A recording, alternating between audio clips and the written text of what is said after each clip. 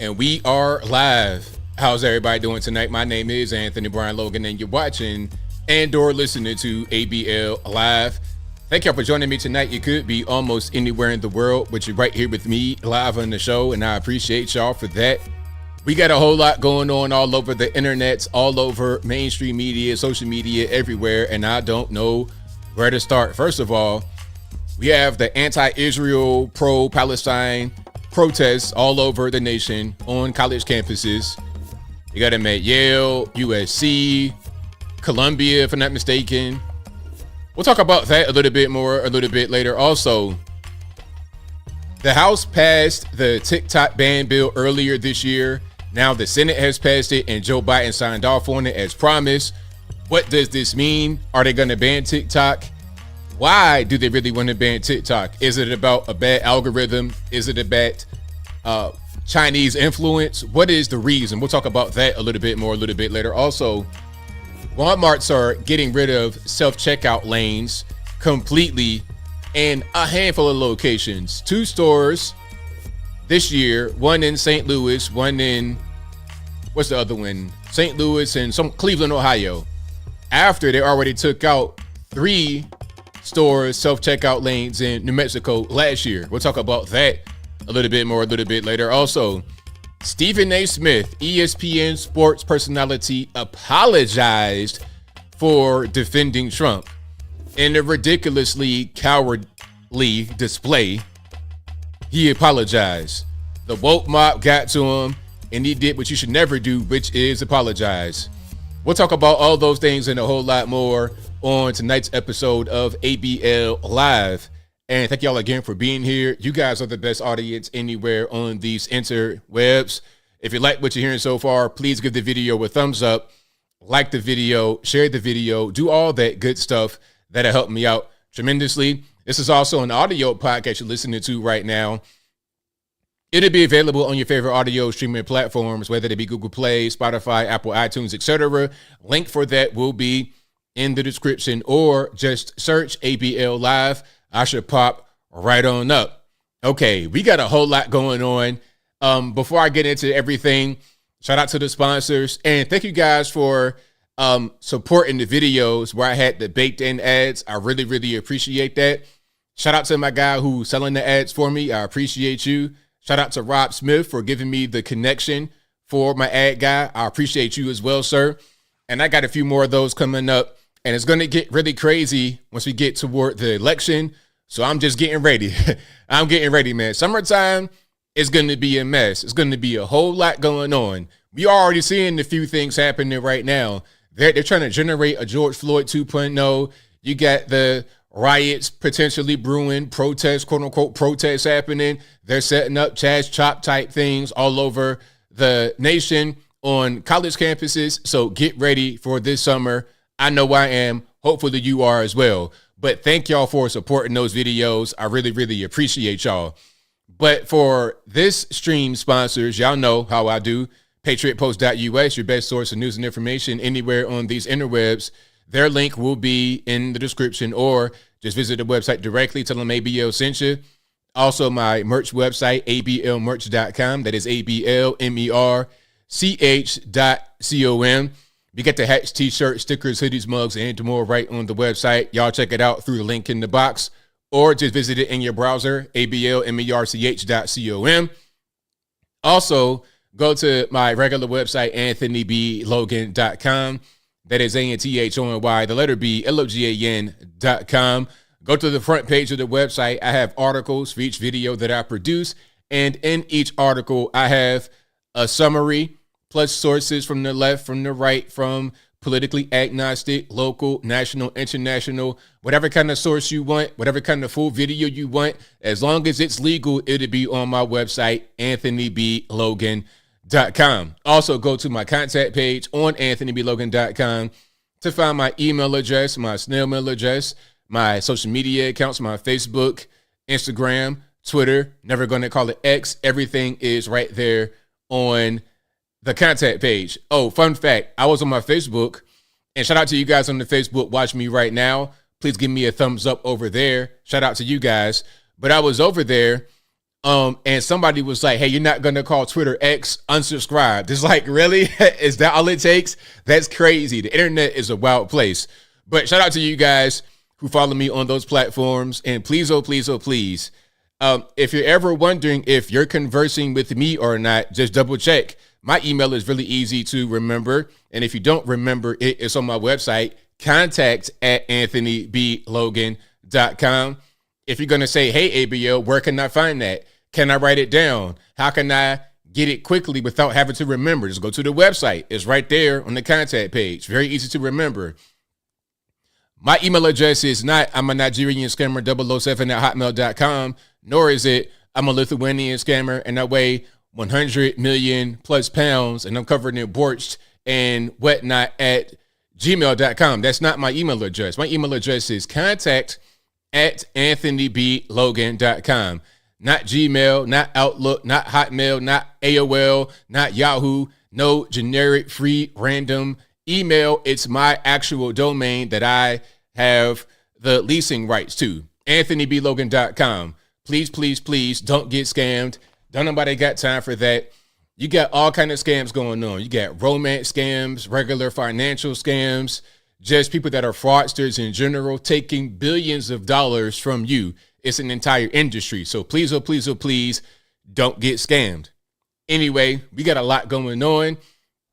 And shout out to you guys again for being here. I most certainly appreciate you. Also, speaking about scams, I cover a romance scam story on my other channel, Uncle ABL. The woman was scammed out of $1.5 million and she died mysteriously in a drowning soon thereafter. They don't know if it was self-inflicted or what happened. She was scammed out of $1.5 million. And the craziest part about the actual story, and there's the link for you guys right there. I spammed it in the chat, but it's also always in the description. But the craziest part about the video that I played during my coverage, they talked to a scammer from Ghana, West Africa, and they highlighted how Ghana, Nigeria, it's like a whole industry of guys. All they do all day is scam. That's their job. They said the scamming industry is worth about 1.2 billion as far as the romance scams. I think that's vastly underestimated. Look, the one woman was scammed out of 1.5 million, just one person. That's probably her 401k, retirement, savings, selling their house, everything. 1.5 million with an M. Okay, an M, 1.5 M's. I saw another story where a guy lost his house, 700,000, retirement gone. So yeah, you guys subscribe to the new channel, Uncle ABL, and I link to that in the chat, also in the description. So shout out to you guys. I really, really appreciate you. Shout out to Stephen R. Stephen R says, Nigerian man calls it says, hello, this is ABL. How are you doing today? That's not me. Okay, I promise. My voice, I think my voice is pretty distinct. Don't you think? When you hear my voice, there's no need for you to actually watch the screen. I don't think anybody really talks the way I talk. Okay, maybe you could tell I'm black. Okay, that's fine. But my actual speech pattern is a little bit weird. Okay, it's a little bit off. It's about 35% off. So you know that it's me talking at you. If you're hearing a voice like this on the other end of their phone, that's not me, huh? Idiot. Do not fall for that game, huh? Do not fall for their game. That's not me. So yeah, y'all know how I talk, and I'm not talking like I live over there. I live over here. I'm an American, USA, born and raised. All righty. So shout out to you guys. I really, really appreciate y'all. We got a lot going on. There's a whole lot happening, a lot of videos, a little bit of everything. All right. So let's check this out right here. We have a former Marine giving intel. Now, I don't know the context of what's happening here. He appears to be arrested in a squad car, but he's talking about certain things that are happening on the border, and some may try to dismiss him. Some may say they don't believe him. But I'm going to play it, and I want to hear what you think. Do you believe the man or not? Let's go ahead and throw it on the screen, and RIP to the headphone users in advance. You're a fellow Marine. Listen, man. I'm really on orders, okay. and you probably don't believe me, and you probably don't even care, and it's okay. But people are getting hurt, and this ties into a whole bunch of stuff. They've been selling our weapons and our fucking military equipment over in Mexico to the cartels. And I've been able to prove that, and that's why I'm supposed to go back to the Master Chief Petty Officer of the Navy, because there's boats. If you ride around in Chula Vista and go right over there by fucking, what is that called? The industrial plaza, by the Food for Less, and you'll see there's Navy boats that came from the SEAL boat installation that they took out, and they're taking them apart and they're taking them across the border. All of that stuff is going across the border, and I'm not lying to you, man. Well, Marine, I wish you all the luck. Semper Fi. I'm a former Marine myself. We're gonna need a lot more than luck. If those cartel members use that stuff against us, and they are going to use that stuff against us, we're gonna need a lot more than luck. Okay. Thank you so much. Godspeed. So, do you believe my man who's talking about there are cartel members? There's a big piece of the cartel down on the border who are receiving U.S. military equipment. Do you believe him? Is he just talking? Or like, what's your take on what he said? Personally, I believe him. I think that he's not lying here. I think this has been going on for quite a while. I mean, we've seen this kind of thing happen before. Didn't we see it? Fast and Furious, wasn't that similar to what he's talking about? Where, what was that? Eric Holder, Barack Obama, they literally gave weapons to the cartels in an effort to try and track them to a high-ranking cartel member. And some of these weapons wound up in the hands of people that committed murders right on the border. That literally happened. It's a whole thing. So what he's saying is not far from reality. All right. I'll play it back one more time for you guys who are just coming in. And if you like what you're hearing so far, y'all know what to do. Let's run it back one more time. Then I'll keep rocking and rolling. You're a fellow Marine. Listen, man. I'm really on orders, okay. and you probably don't believe me, and you probably don't even care, and it's okay. But people are getting hurt, and this ties into a whole bunch of stuff. They've been selling our weapons and our fucking military equipment over in Mexico to the cartels. And I've been able to prove that, and that's why I'm supposed to go back to the Master Chief Petty Officer of the Navy, because there's boats. If you ride around in Chula Vista and go right over there by fucking, what is that called? The industrial plaza, by the Food for Less, and you'll see there's Navy boats that came from the SEAL boat installation that they took out, and they're taking them apart and they're taking them across the border. All of that stuff is going across the border, and I'm not lying to you, man. Well, Marine, I wish you all the luck. Semper Fi. I'm a former Marine myself. We're gonna need a lot more than luck. If those cartel members use that stuff against us, and they are going to use that stuff against us, we're gonna need a lot more than luck. Okay. Thank you so much. Godspeed. So there we have it. Again, I don't know the context upon which he was in what appears to be a squad car. I don't know, but what he was saying made a lot of sense to me. A lot of you guys are agreeing with me. You said free him, believe when you look correct. Yeah, 100%. I'm with you guys who say you don't trust the government. Shout out to you, Cool Jamie 76. I do not trust the government either. Federal government, I feel like I say it all the time. The federal government sucks. I do not like the federal government. I'm all in favor of smaller government, state government. The federal government is a joke at this point. We're going to get to the whole Ukraine kerfuffle, TikTok ban, all this and that. We're going to get to that in a minute. But spoiler alert, before we get any further, the TikTok ban, I'm going to touch on that just for one moment. Then we're going to get into it a little bit more as we get later in the show. The TikTok ban is not about Chinese, the influence on our youth and a bad algorithm and anti-Semitism being allowed on the platform. It's not even about that. It's not even about that, because you got plenty of platforms that have all that on there.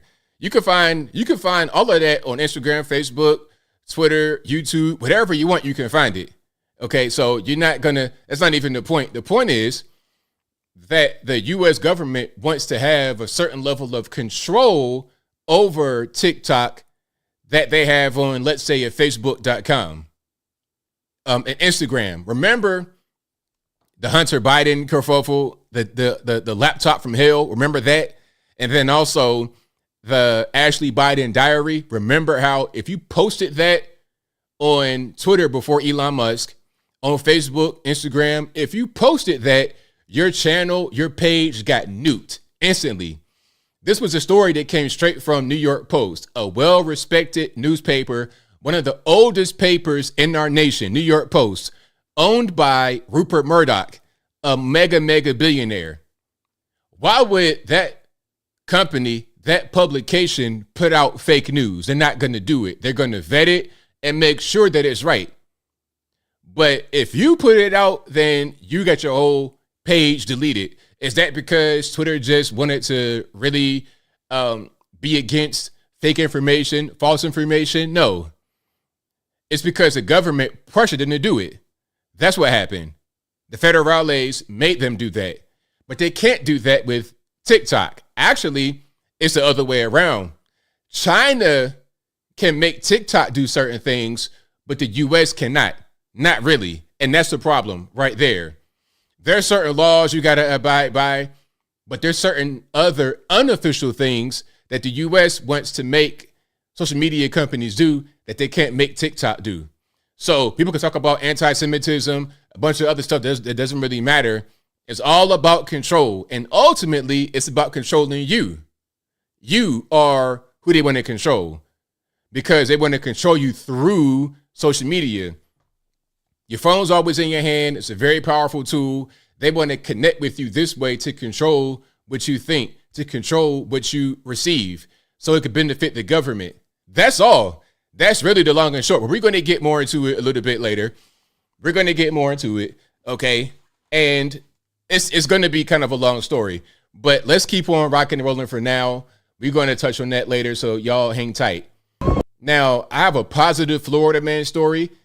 You guys may or may not have seen this one. This is Mike Dragich, a licensed Florida alligator trapper, used his bare hands to remove an 8-foot alligator that was wandering a busy area of Jacksonville, Florida over the weekend. And he did it barefoot. Now, needless to say, do not try to wrangle an alligator with your bare hands at home, okay? If you get eaten up and swallowed whole, I don't want nobody to say that ABL said to go out there and wrangle an alligator, okay? Nobody said do that, so let's not, okay? Let's not do that. Check it out.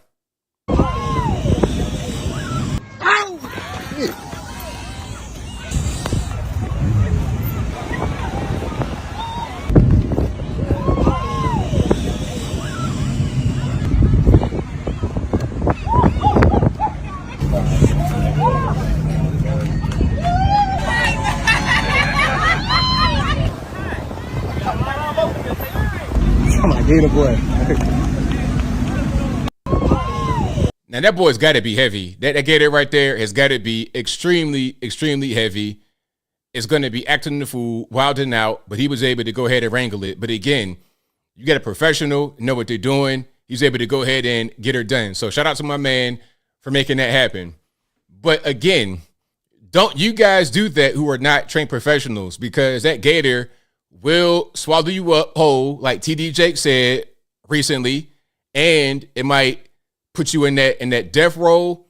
Man, look, your whole head be on the ground, scraped up, your elbows be chipped up with asphalt in them. So don't do that if you're not really prepared. But shout out to the Florida man for making that happen. All right. We always see negative Florida man stories. Florida man got high on meth and tried to fly from the Sears Tower or something crazy like that. No. Now we have a positive story about a man saving the day. So yeah, shout out to him. And if you like what you ain't know what to do, let's keep on rocking and rolling. NERN says, what about the billions in the bill? We're going to get to it. The billions in the bill. We're going to get to that. We're going to get to the 1 point, not even the billions, NERN, not even the billions. How about the trillions in the defense and the government spending? 1.2 trillion with a T. And then the 95 billion in another bill, not even the 1.2 trillion, 95 billion in another bill for Ukraine, Israel, Taiwan, and TikTok. Now ask yourself this question.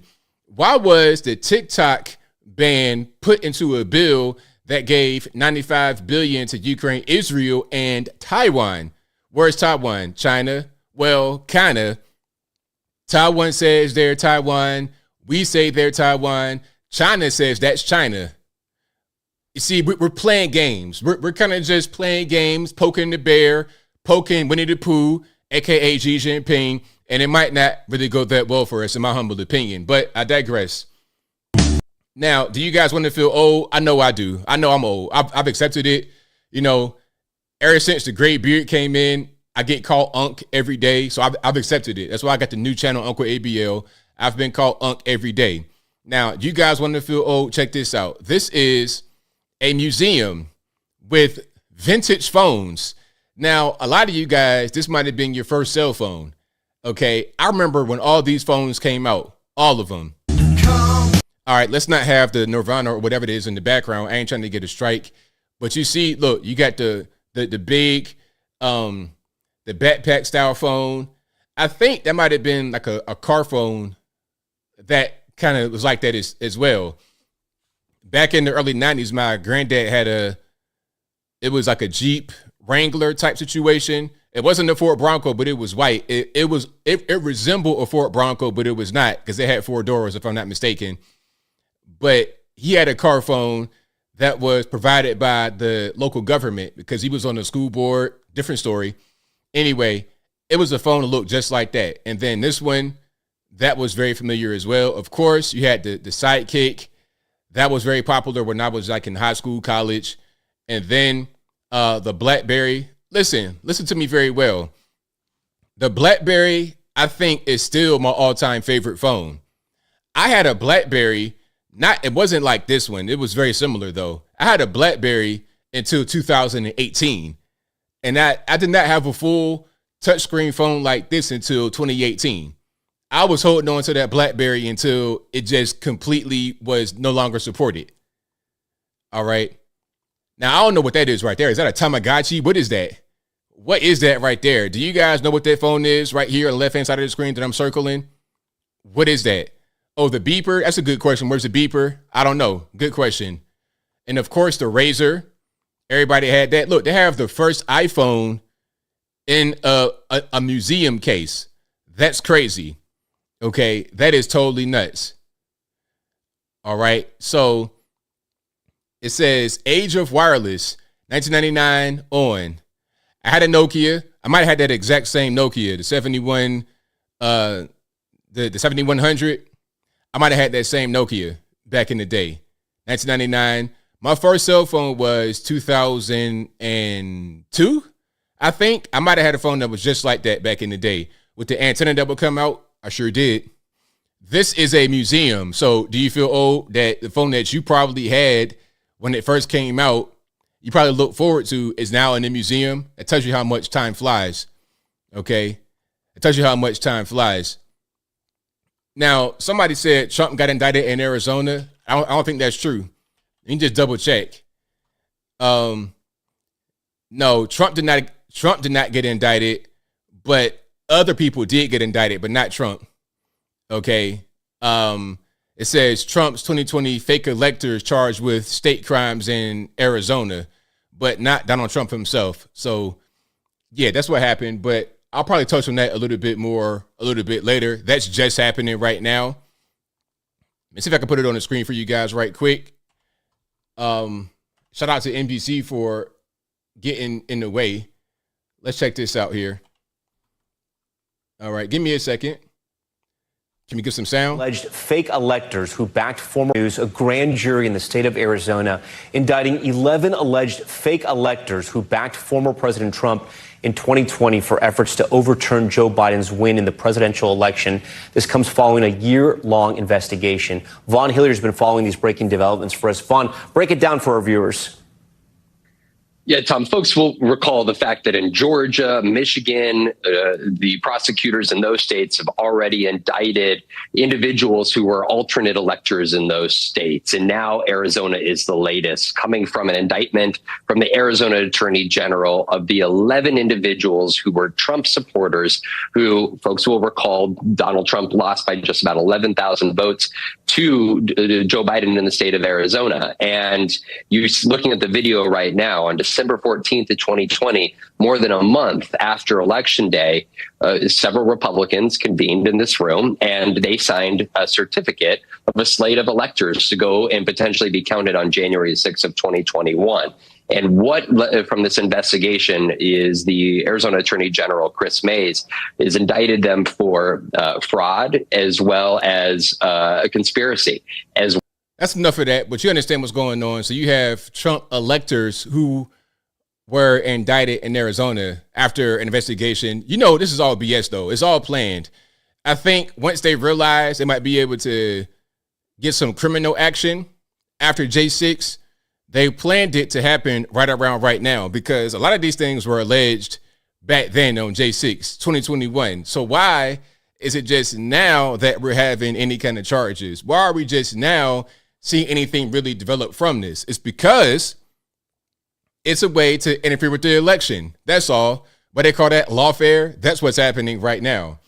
So I'll look more into that. That's still breaking. I'll probably do a video on that tomorrow, so you guys can look forward to that, or not look forward to it, but I will cover it. So yeah, Banana Republic. Yeah, definitely late stage Republic, Banana Republic type BS.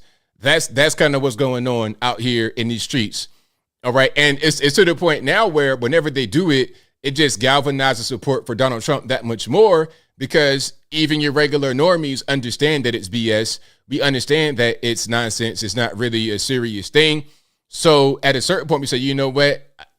How about I just put my support with Trump because I don't like what's happening to him. I don't like how he's being treated. Like I said, all they're doing is galvanizing support for Donald Trump that much more. So shout out to him. Now, let's go back to what's happening in the real streets, aside from the Banana Republic, late stage Republic, kangaroo court, lawfare nonsense. Check this out. Here's another example of one of these it's ma'am type guys. My thing is, look, check it out. Whatever you want to identify as, if it's just you being yourself, that's totally fine. You can identify as whatever, man. You could say, you know what, I'm a unicorn and I think that I can fly. Okay, cool. If you think you're a unicorn and you have wings and you're able to fly and you just want to test that theory out from a tall structure, I'm not saying you should do it. I'm not encouraging you to do it, but I'm just saying that is your prerogative to feel that way and maybe even try it out, although I don't recommend it. But why must you involve other people in your nonsense? You know, there was a point in time where if you had a friend who was disabled, you could just be friends with that person and not get involved with a disability. Like, I got a homie that has cerebral palsy, right? So he has cerebral palsy. He's in the wheelchair sometimes. He can get up sometimes. Now, just because he has cerebral palsy does not mean I got to get in the wheelchair with him.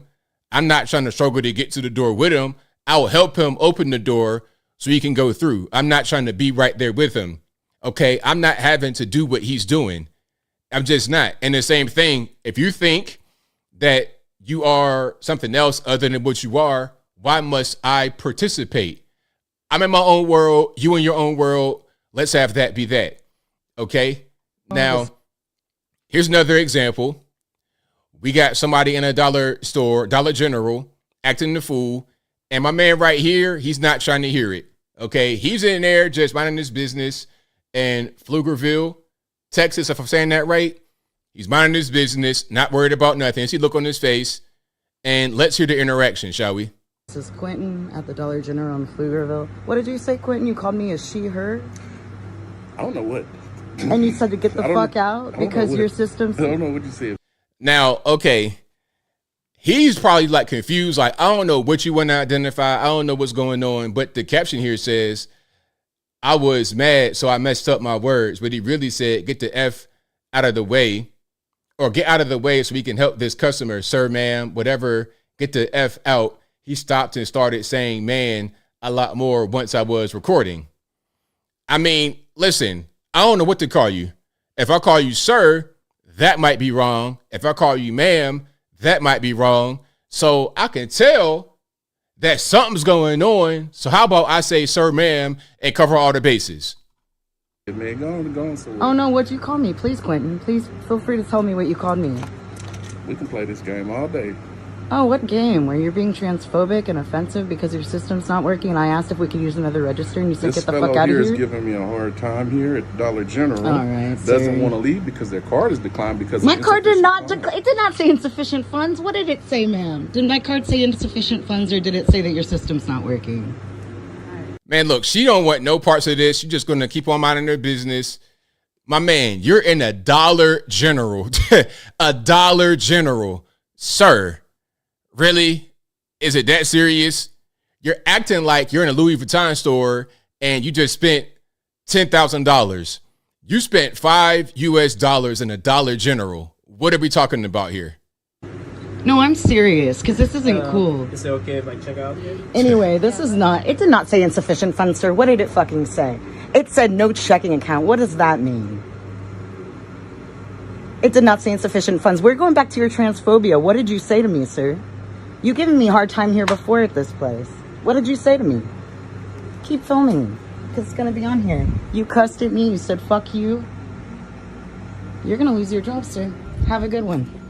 I guarantee that. That was so cringe. You know what happened at the end right there? This is like what little kids do.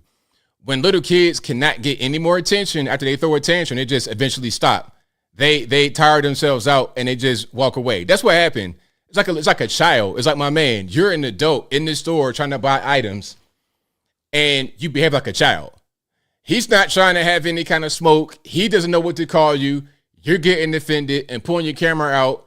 He disengages and you storm off. That's what little kids do. Grow up, sir.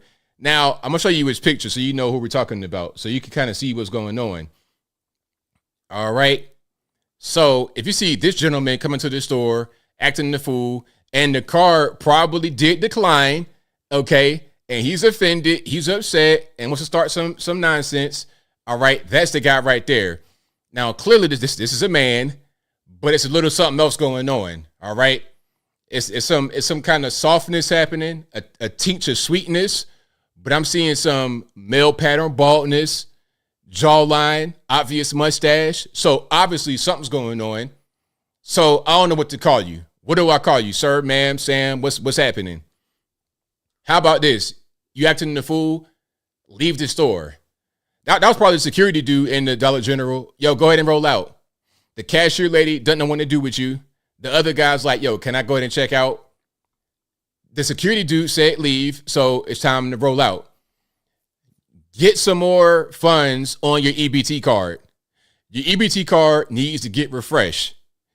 It's close to the end of the month. You're about to be there, okay? Your card will be refreshed in 1 week. Just wait a minute, okay? At 12 midnight, May 1st, which is in 1 week, you'll have money to go back to Dollar General and get whatever you need. But anyway, I digress. If you like what you're hearing so far, please get a video a thumbs up. Y'all know what to do. Let's keep on rocking and rolling. Oh, and speaking about some of the youngsters that don't know what's going on, not all you guys, shout out to the young people that watch my show that are very, very intelligent. You guys give me so much inspiration and so much hope for the future. I know that if you guys, I know if you guys are going to be in charge, we'll be in great hands. However, some of your contemporaries, some of your friends, some of your sisters, brothers, or whatever you grew up with, if the world is going to be in their hands, it's going to be rough. Now, we're talking about some of these protests, right? The pro-Israel, or pardon me, the anti-Israel, pro-Hamas, pro-Palestine protests. We have some people that might need a little bit more education. All right, they're in college, but maybe the college is not doing the trick. The college ain't colleging, as a cool kid say. Let's check this out. Now, this, I'll give you the context, all right? Shout out to Wall Street Silver for posting this. His caption says, this is just a social gathering for Marxists. They have no clue why they are there. Question, why are you protesting?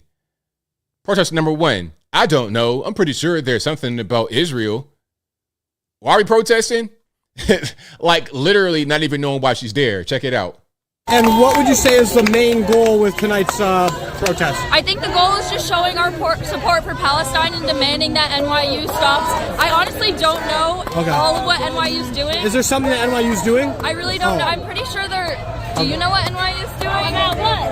About Israel. Why are we protesting here? Palestine will be free! I wish I was more educated. I'm not either. Oh. I came from Columbia. I was there up at Columbia, and we came down. They said NYU students needed our support, so I came down. I heard there's lots of cops.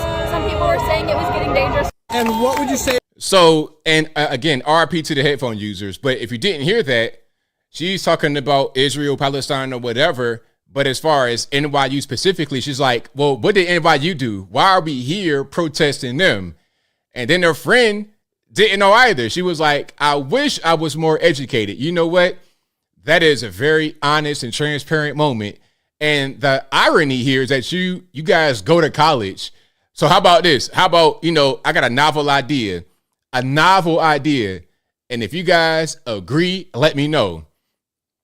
Since these are college students and they're paying $90,000 US thereabout per year to attend a Columbia, maybe they should just stay in class and try to get an education rather than being out here, not even knowing why they're there. Just maybe. But then again, it might not be great advice because you're at these woke colleges. The colleges themselves created the environment. Listen, I don't really feel bad for these campuses going through this because they foster the environment. When you foster a woke environment like this, that says it's okay to do things like tear neighborhoods down, like Black Lives Matter. When you have that kind of environment, you're going to get that to happen in your environment. It's simple. You reap what you sow. Anyways, yeah, shout out to them. They have no idea why they're there. Why are we here? I don't know. Yeah, hey, they told us to come down, but I don't really know why we're here. All right. So, yeah, shout out to the Prime Minister of Australia. This is going to be kind of funny. Hold on. I'll make sure this is the right one. This is funny.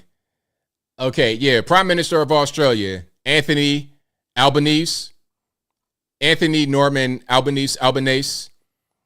Hold on, let me make sure I got something else right here. Yeah. So this guy is trying to get memes about him banned from the internet. This kind of reminds me of Winnie the Pooh up north from Australia. I can't tell if Australia is Australia or if it's a Chinese colony at this point, but let's hear what he has to say about the memes.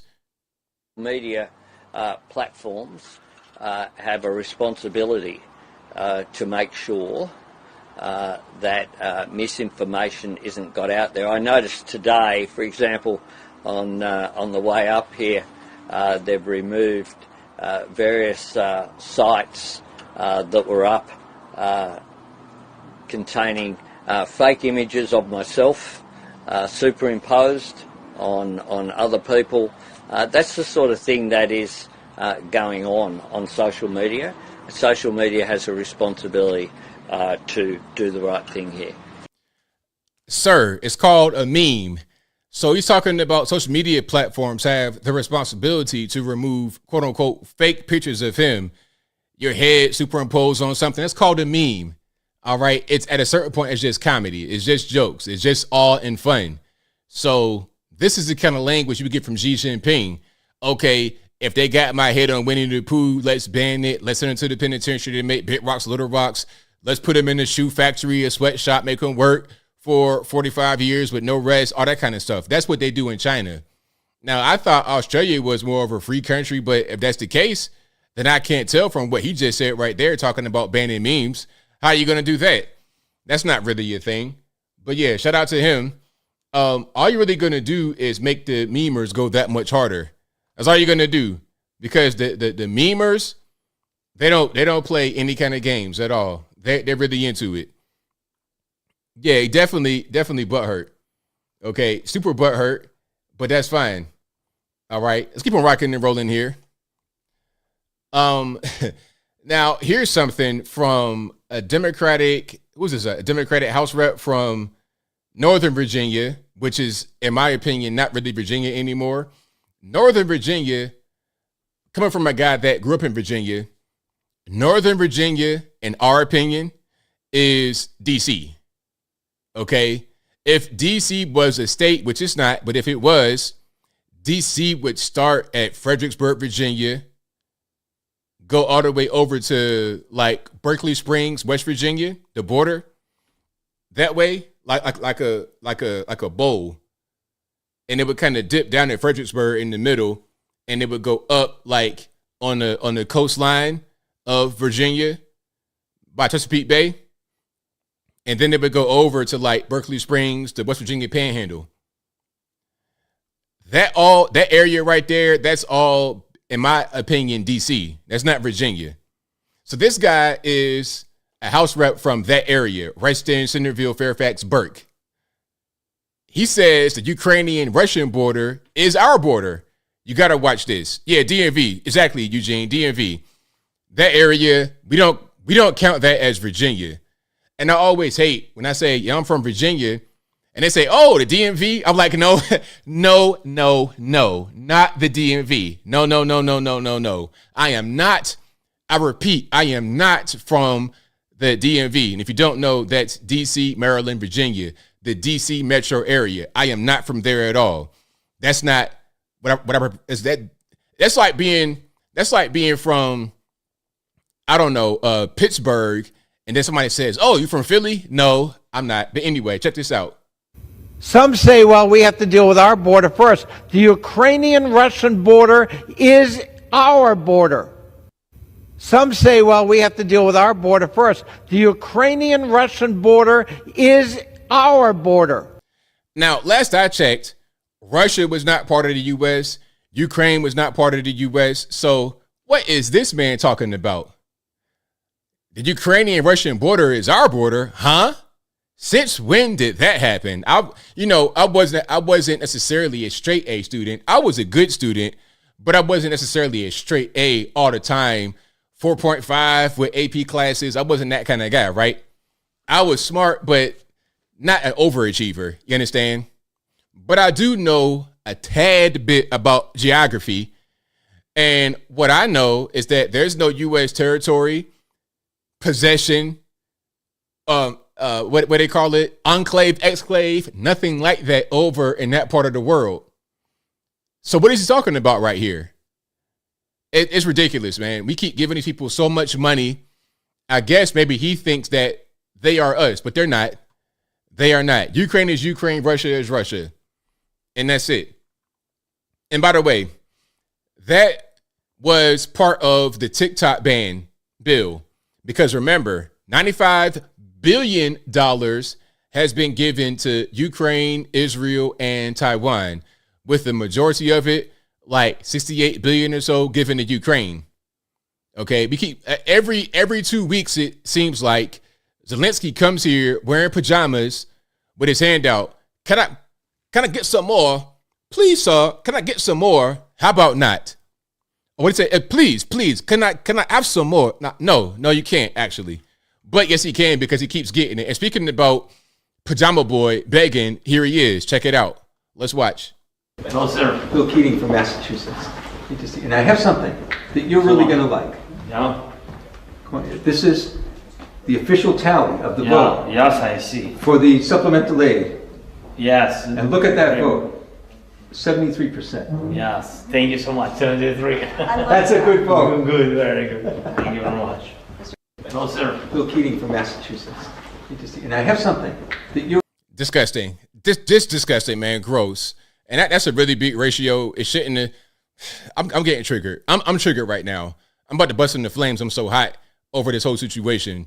If I was a white guy, I'd be fire truck red right now as I'm watching this, because I'm really, really upset, really triggered, really heated. All right. Size 7 boot. Exactly. Yeah, this whole thing is nuts, man. It really is. And you got this guy out here with a Ukraine pin on. These people disgust me.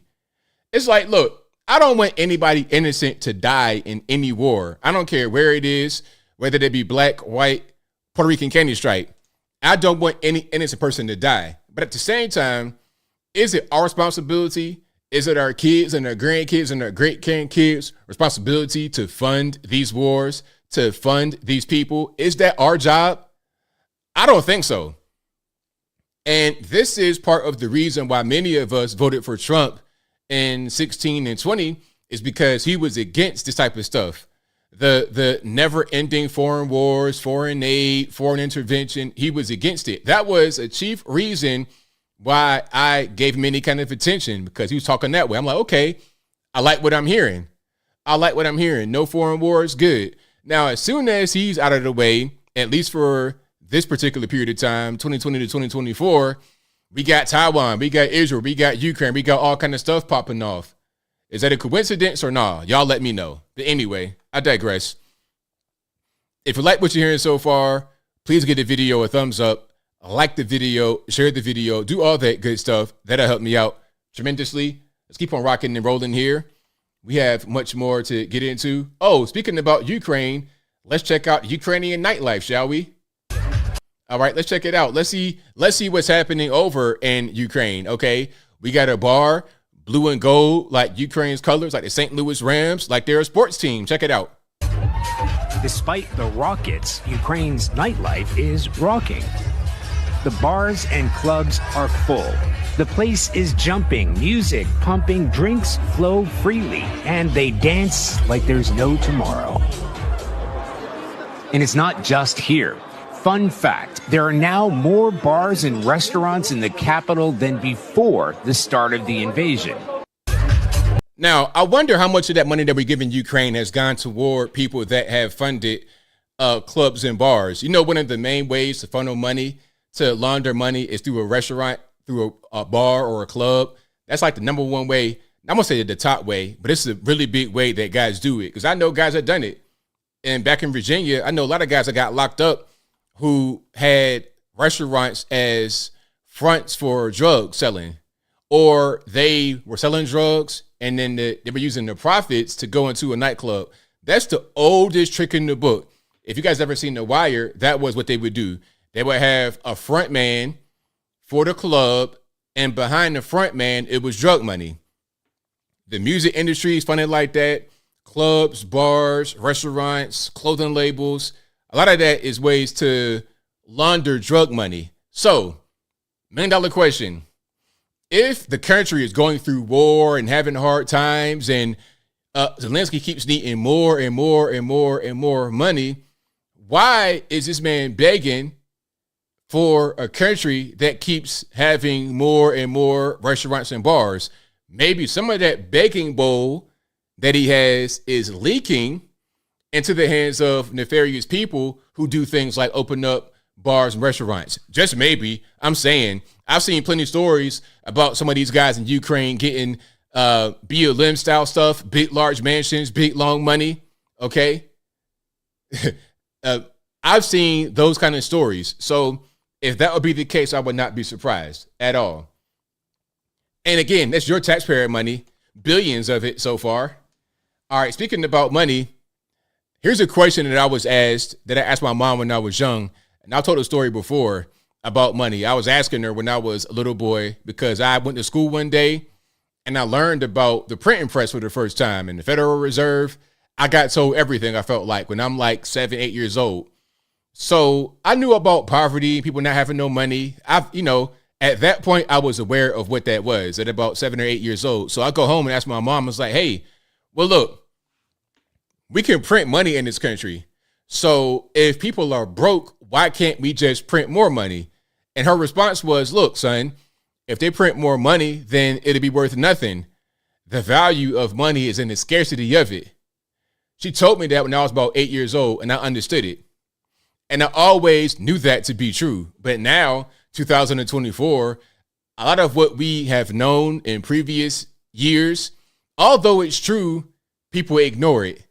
We know that when you keep printing and spending money, you create inflation, because you have so much paper, fake fiat currency floating around. People can spend it more. Therefore, demand for goods, services, and whatnot goes up, which is going to drive the cost up, because with the higher demand comes higher costs.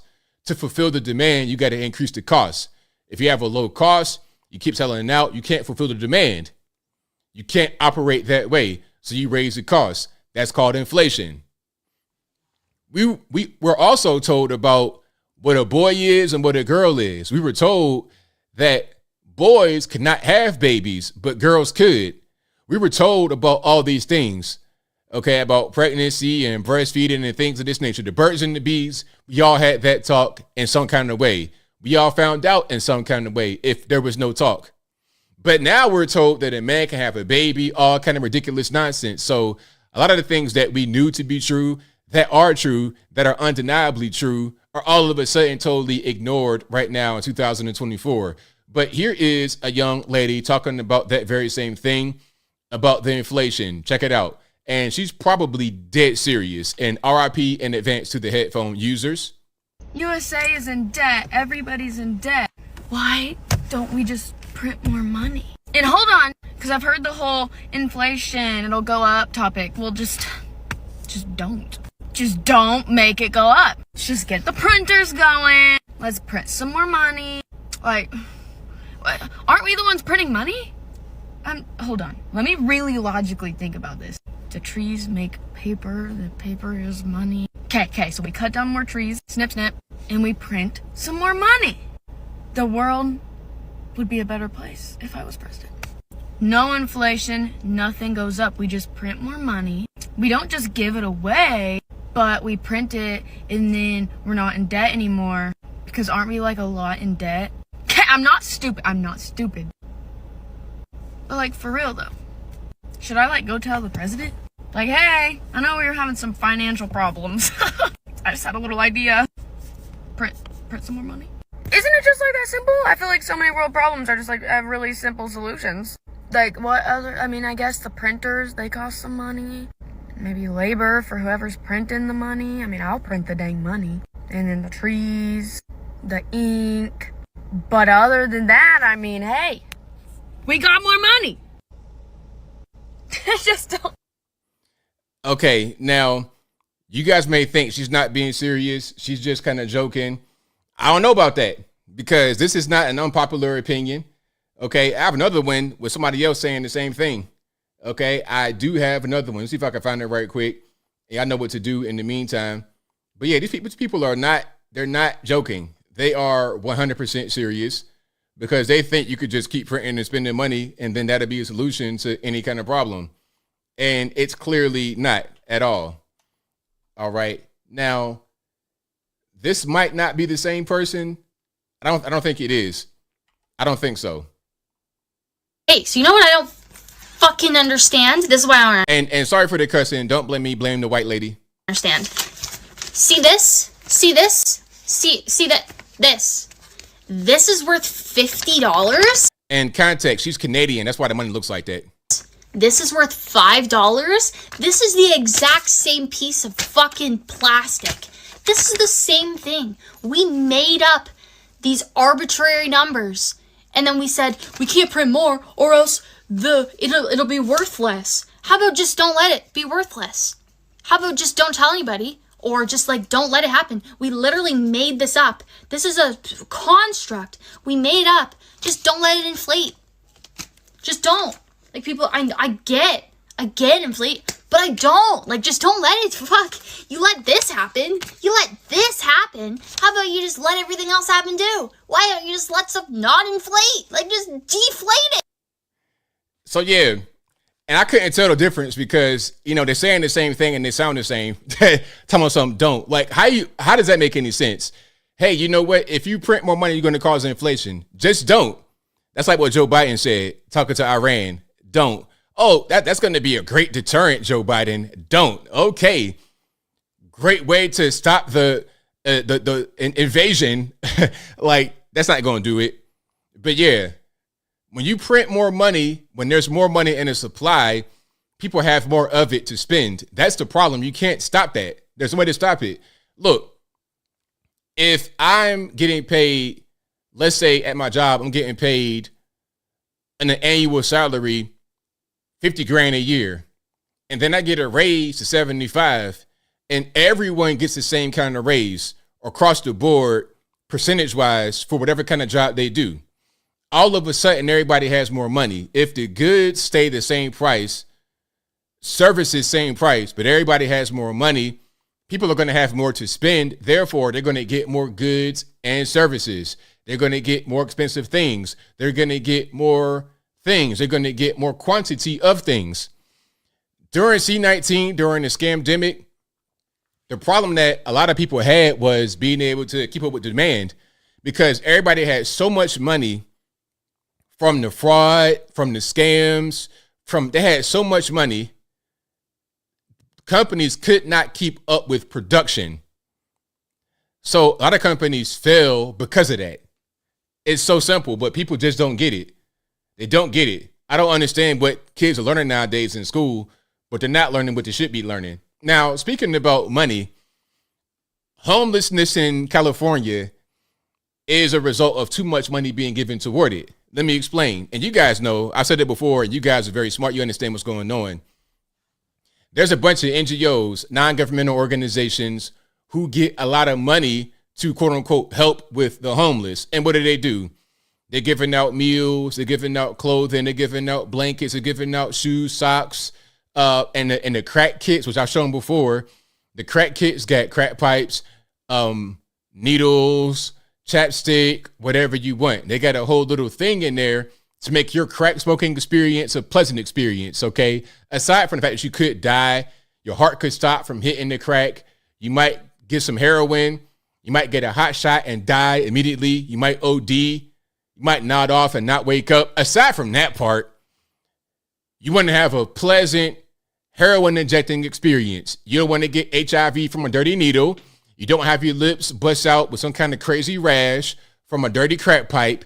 They give you all of what you need to have a pleasant crack smoking, heroin smoking, or shooting, or meth smoking experience.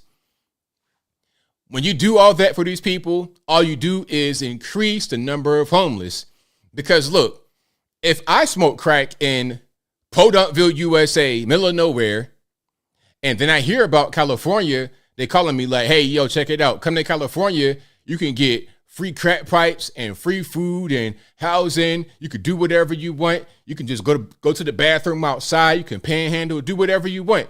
You're going to get more of them that flock to that area. Same thing with sanctuary cities and states. You got New York City complaining, Chicago complaining about the migrants coming there, when in reality, they rolled the red carpet for these people.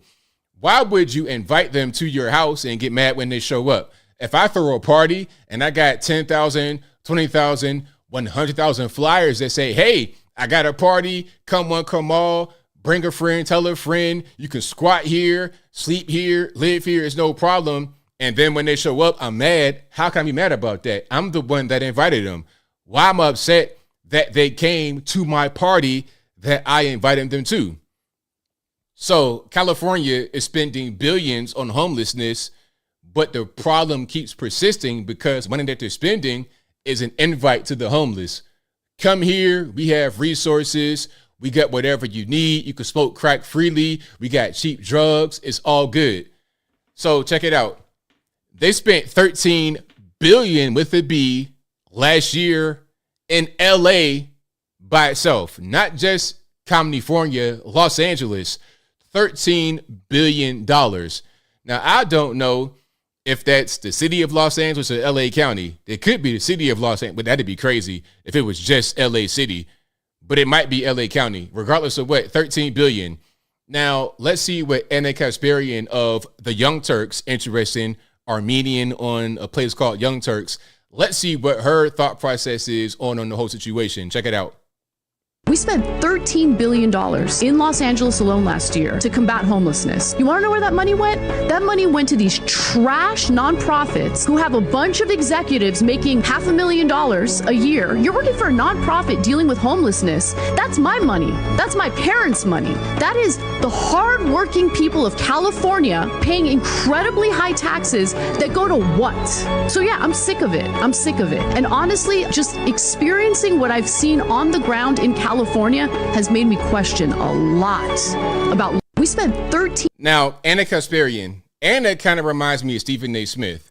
Okay, Anna always, like every time I see Anna, she has one of these takes that goes against the left, goes against the liberal narrative.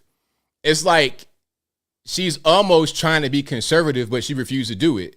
She'll go even further left and go Bernie Sanders. But Bernie is a regular, he's like everybody else. He's just a communist leftist. Okay, the things that he would propose are not going to be any different than what the regular left would propose. He's just more like a Santa Claus type character. If you are a grown person and you still want Santa Claus to come give you a gift, then hey, man, I don't know what to tell you. Santa Claus is for little kids, not for 35-year-olds. You understand? But some of us still believe that we are entitled to things from adults. And that could be where she is right now. Although her complaints will be solved if she voted differently, if her thought process on politics was different. Same thing, Stephen A. Smith from ESPN. Now, Stephen A. Smith, so disappointing. So disappointing. I was really, really upset at my man because, you know, he had some good takes here and there occasionally, but he just refuses to go to where he should go, which is to be a Trump supporter or at least a conservative. Like, you don't got to be a Trump supporter necessarily. You don't got to go out there with a MAGA hat on. I'm not saying you got to do that, but at least understand that you're supporting Joe Biden and that guy goes against the things that you say you are for. You don't want the migrants coming in getting money. You don't want the drugs coming in. You don't want all these negative things that are happening, but you still refuse to go the right way. But you're like in your 50s. People talking about peer pressure, bullying from your family. Look, man, at a certain point, you're an adult. Don't even worry about it. I don't care. I couldn't care less what anybody says about me.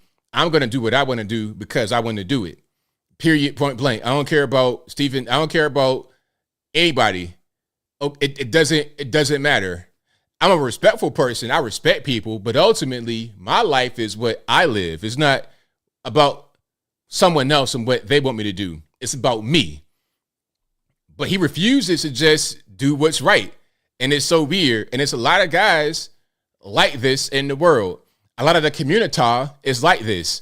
Okay, so check this out. This was Stephen A. Smith a few, days ago, defending Donald Trump because a few weeks ago, Trump said that the black community can relate to him because of what he's going through with the criminal stuff, with the trials and being railroaded. He said the black community can relate to him. And Trump got some kickback for that. How dare you compare what you're going through to the black experience? You think that all you can do is just give out shoes and Chick-fil-A and talking about crime and that'll help. But the problem is the black community always talks about how we are unfairly targeted by police, unfairly prosecuted. We're given bad sentences, too long in the penitentiary. And by the way, it's crazy because Stephen A. is talking about all the injustice, all the negative things that happened to black people over the past, 400 years or whatever. Joe Biden was part of that with the crime bill, giving guys 45 years in the joint, making big rocks to little because of a rice-sized piece of crack. Trump was one who came along and repealed that. Guys who have been in there since the late 80s were still in there, and Trump freed them. But Stephen A.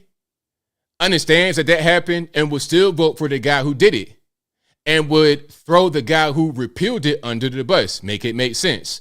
But again, a few weeks ago, Trump said that the black community can relate to him because of what he's going through with all the criminal stuff. And here is Stephen A. defending him. But I got to tell you something.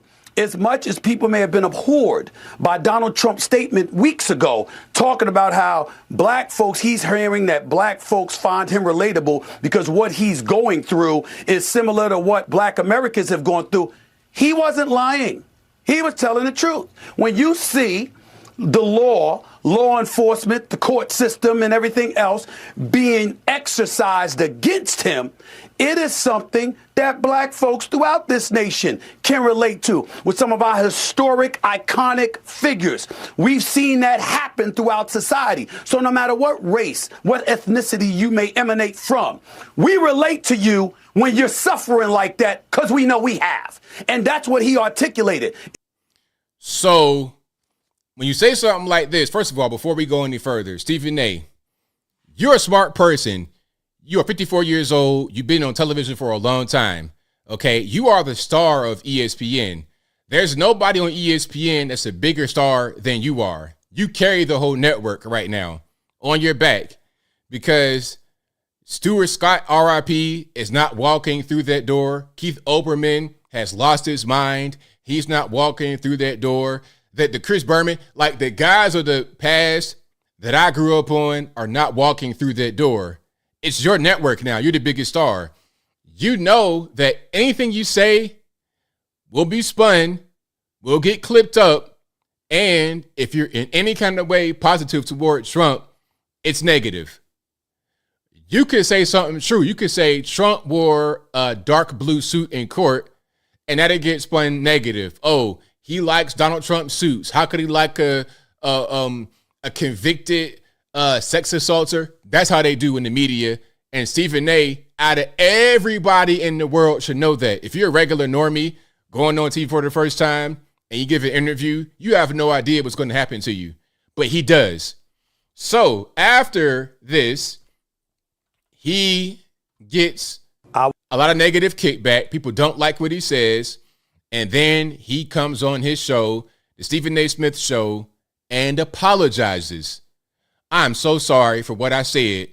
Although it came from the heart, it was true, I believed it, I'm sorry. Check it out. I wanted to touch on something that I made news about just a few days ago. Let me say this, ladies and gentlemen.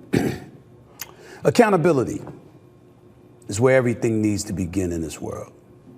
It's something I say quite often. I certainly never hesitate to hold folks accountable when mistakes or mishaps occur. So I'm certainly not about to run from it myself. I'm fully aware that I've been in the news over the last few days, paraded all over social media as well, after comments I made during my appearance on Fox News' Hannity last week with the one and only Sean Hannity himself. And I'm fully aware of the outcry that has ensued because of it. A lot of folks in Black America seem pretty pissed at me right now, from friends and loved ones to colleagues, contemporaries, and dare I say even the NAACP itself. Quite a few folks were put off, if not flat out offended, after my words were interpreted as associating support for Trump from the Black community with all the legal issues he's facing. For that, I sincerely apologize. To be clear, my words were misconstrued. I'm stating right here for the record that my words were taken out of context, misrepresenting and depicting me in a way I found every bit as insulting and disrespectful as folks in Black America evidently felt about what they thought I said. What was the context, sir? I think the context is well understood. You were talking about the comments he made, and you gave a very precise and succinct statement. So what was taken out of context? Nothing. The only thing you did that was wrong in their eyes is say something nice about Trump, is defend Trump. It doesn't matter. Nothing else matters. You defended Trump. It's all that it takes. If it's me and I'm Stephen A. Smith, I said what I said. I said what I said. I don't care about nothing. I'm going to say what I say. You could love it or hate it. It's whatever. You know what? If I was Stephen A. Smith, this is what I would do. I would kind of approach it like Kanye. Now, you guys may or may not like Kanye, and that's totally fine. Everyone's not going to like Ye, but this is how I would handle it. And shout out to Kanye. All right, let's see what he says about the whole Jay situation and getting canceled, all that kind of stuff. Let's see what he says about the whole situation. Check it out. That's my thing. Is my relationship with the Jews. I'm friends with some Jews. I'm not friends with some Jews. It's what people come up to me talking, ask me questions, tell me to come to Shabbat dinner for about 800th time and shit. Like, nobody got no problem. Like I said, I said what I said. Yeah. I said what I said, and ain't nobody said nothing. Where my apology? Or what I was saying was just completely non-factual. So y'all can gaslight me then. But wow. I'm one of many people that had the same issue. Nobody would talk about why my accounts got frozen, right? Wow. That ain't that. They just like, oh, re-apologize. Re-apologize. They don't get the fuck up out of, bro, I said what I said. I'm standing on what I stand on, and I'm not having none of that. Nobody playing with me. Nobody telling me what the fuck apologize. Nobody fucking coming, trying to tax and all that shit. Like, man, let's have a conversation about what it really is, how these contracts is too complicated. So this is my thing. So basically, if you're having a hard time getting it, because people say that he's convoluted, and it was pretty clear. He already apologized one time for some things that he might say about the Jays or whatever. But it's like he keeps getting approached to apologize over and over and over again. And then he's getting invited to dinners with some of the Jewish friends and, hey, come here and, somebody want to talk to you and help you work through some things. It's like, look, man, I said what I said. And if you're offended, already apologize, whatever. I'm not going to keep going down this road. I'm not going to keep being told what to do. And I won't keep getting gaslit. I have my opinion, and that's it. You can love it or hate it, but I'm not going to keep defending and apologizing for what I say. So I feel the same way. Even if you don't like what Kanye said, that's totally fine. Okay, I'm not going to 100% agree with everything that he says or everything that he does. But if you're going to say something, stand on it. And if you don't want to stand on it, don't say it. If you don't want to back up what you say on TV now, because let's not forget, Stephen A. Smith is a TV personality, a multi-millionaire TV and radio star. You know what to say and what not to say. So if you say something, stand on it. Don't be a coward and back away when you get in calls, oh, this, that, and the third. And then something else. Here's something. Stephen A. Smith works for ESPN, right? As I said, the big boss of Disney, which owns ESPN and ABC, etc., is Bob Iger. Bob Iger is a big never Trumper. I think he was going to try to run for president as a Trump opponent to try and get Trump out of the way. Remember when Jemele Hill on ESPN called Trump a white supremacist when she still worked there? Bob Iger came down from the ivory tower and defended her specifically. That's what he did. Now, I'm willing to bet Bob Iger gave Stephen A. phone call like, hey, man, we didn't like that too much about that Trump stuff, so we need you to go on your show and apologize. That could have happened.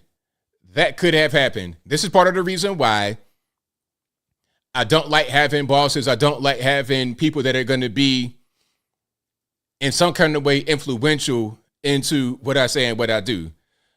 Somebody said play the rest of the video of Stephen A. Now, what did I miss in the Stephen A. video that will be important to? And I'm not asking that in a sarcastic way. I'm asking that in a serious way. And then somebody says, hold on. David Bazin says, as a Jew, I'm not hanging with people who see me as their Jew friend. I mean, what does that really mean, though? Like, you are Jewish. Okay, so let's say Kanye says something about the Jewish community, and then you approach him and you say that you're offended because you're Jewish. And then he says, well, my Jewish friend said that he was offended. Is he wrong to say that? I don't understand. I don't really get it. You are what you are, and it's okay to recognize that. So I don't really, I kind of understand what you mean, but at the same time, it's okay to acknowledge what somebody is. But it's one thing to be friends with someone just because they're a certain thing. That's something different. But to acknowledge you and your identity is something else. But I do understand what you mean. But I understand what he may have been meaning as well. Okay, let me see some more here. Hold on. I'm going to read some more. Then I keep on rocking and rolling. And if you like what you're hearing so far, please give the video a thumbs up. Like the video, share the video, do all that good stuff. That'll help me out tremendously. Oh, Lord Spike Protein. I wanted to read that one. Lord Spike Protein says, shaking my head, you can't compare Smith to Ye situation. Why can't I? Tell me the difference. Because Ye said something. and there's a call for him to apologize and to keep atoning for it. Same thing with Stephen A. He said something, and he went on to apologize and atone for it and explain himself. Tell me the difference. Why is it special? It's because one dealing with the Jays and the other one is not? Because one dealing with Jays, one dealing with blacks? I don't see the difference. Unless you think that one group is better than the other group, but beyond that, tell me the difference.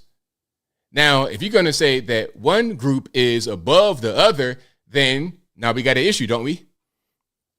I don't see the Jays as any different than I don't see the Jays as above or below the blacks, the whites, or whatever. I see us all as individuals. I see us all as people. I don't see one group beyond the other or below the other. I don't see it that way. Now, if you do, then that's not an indictment on me. It's an indictment on you. But I'm not saying you think that way. I'm just saying if that's the case, then that's an issue. All right. Yeah. And when you apologize, something else, when you apologize, it's a never ending cycle. You always apologize. You're never going to stop apologizing. It's going to be a consistent and perpetual thing.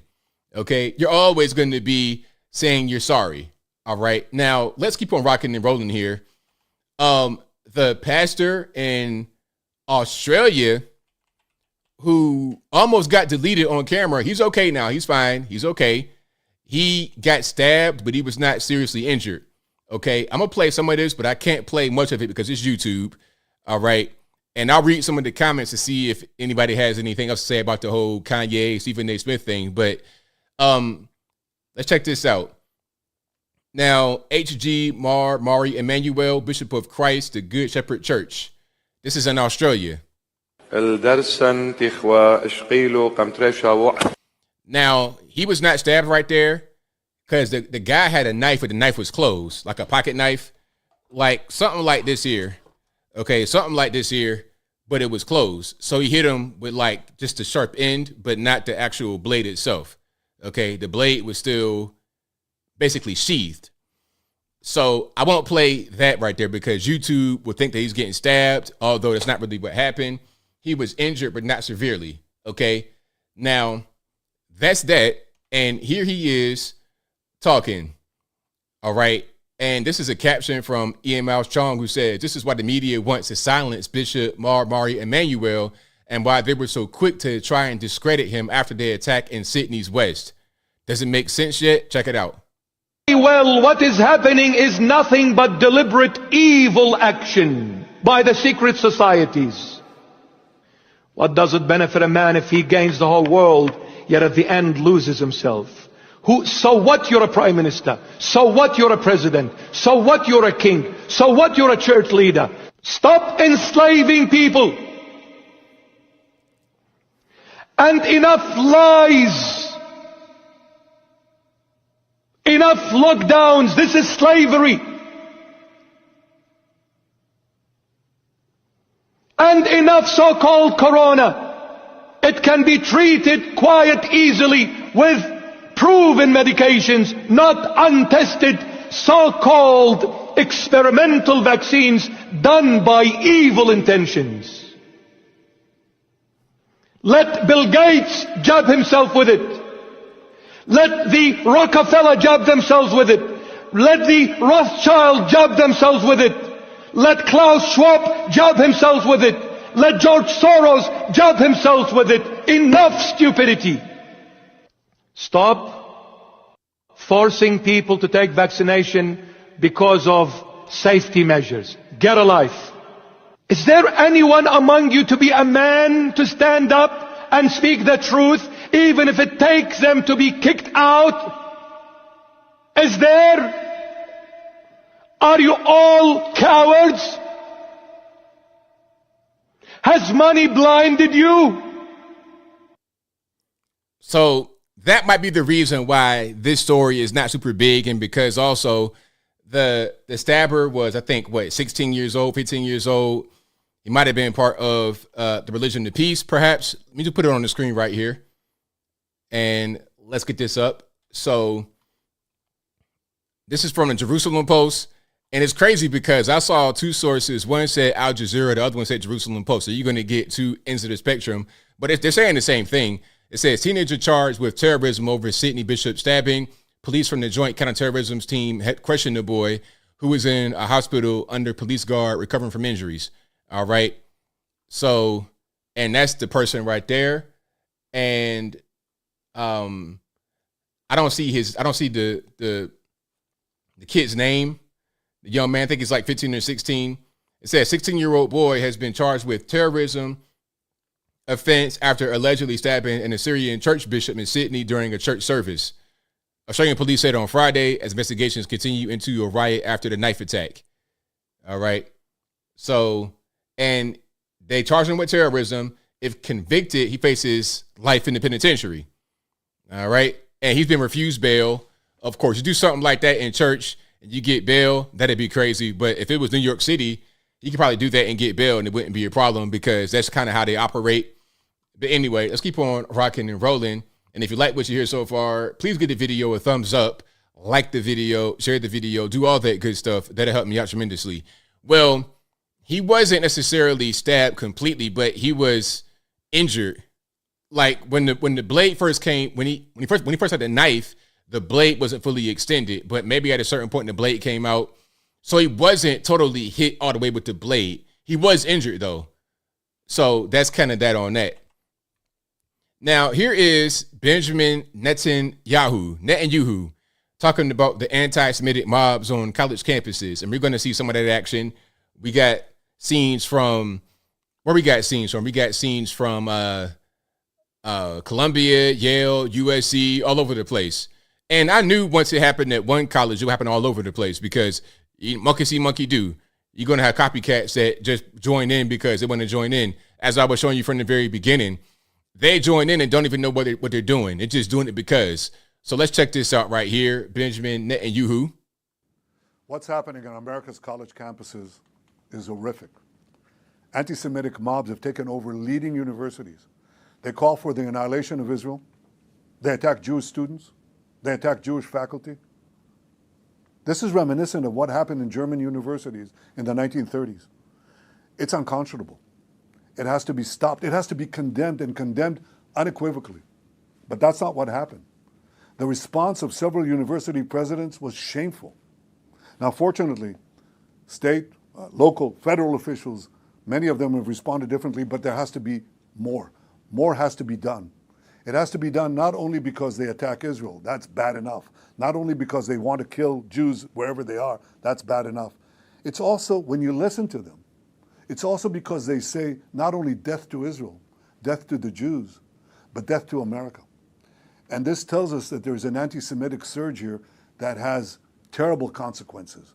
We see this exponential rise of anti-Semitism throughout America and throughout Western societies as Israel tries to defend itself against genocidal terrorists who hide behind civilians. Yet it is Israel that is falsely accused of genocide, Israel that is falsely accused of starvation and all sundry war crimes. It's all one big libel, but that's not new. We've seen in history that anti-Semitic attacks were always preceded by vilification and slander. Lies that were cast against the Jewish people that are unbelievable, yet people believed them. And what is important now is for all of us who are interested and cherish our values and our civilization, to stand up together and to say enough is enough. We have to stop anti-Semitism because anti-Semitism is the canary in the coal mine. It always precedes larger conflagrations that engulf the entire world. So I ask all of you, Jews and non-Jews alike, who are concerned with our common future and our common values, to do one thing. Stand up, speak up, be counted. Stop anti-Semitism now. There you go. BB, Benjamin Netanyahu, talking about what's happening on the college campuses. Okay, so that's the take from him. All right, it's kind of weird. We got all these foreign nations trying to tell us what to do. It's like you got this man talking about what should happen, and you got who else? Your man from Ukraine, the actor Zelensky. You got him in the pajamas talking about give us some more money, all kind of stuff. It's like at a certain point, are we a sovereign nation? I can't tell at this point. I can't tell what's going on. Everybody just trying to bully us around. How about not? How about we just don't really do that? All right. But anyway, now let's hear from, well, actually not. I was going to play a little bit of Ben, but I'm not going to play Ben. That's a little bit too long. I'm not going to do that for you guys. Let's just keep on moving here. Okay, you ready for a little bit of cringe? Are you ready?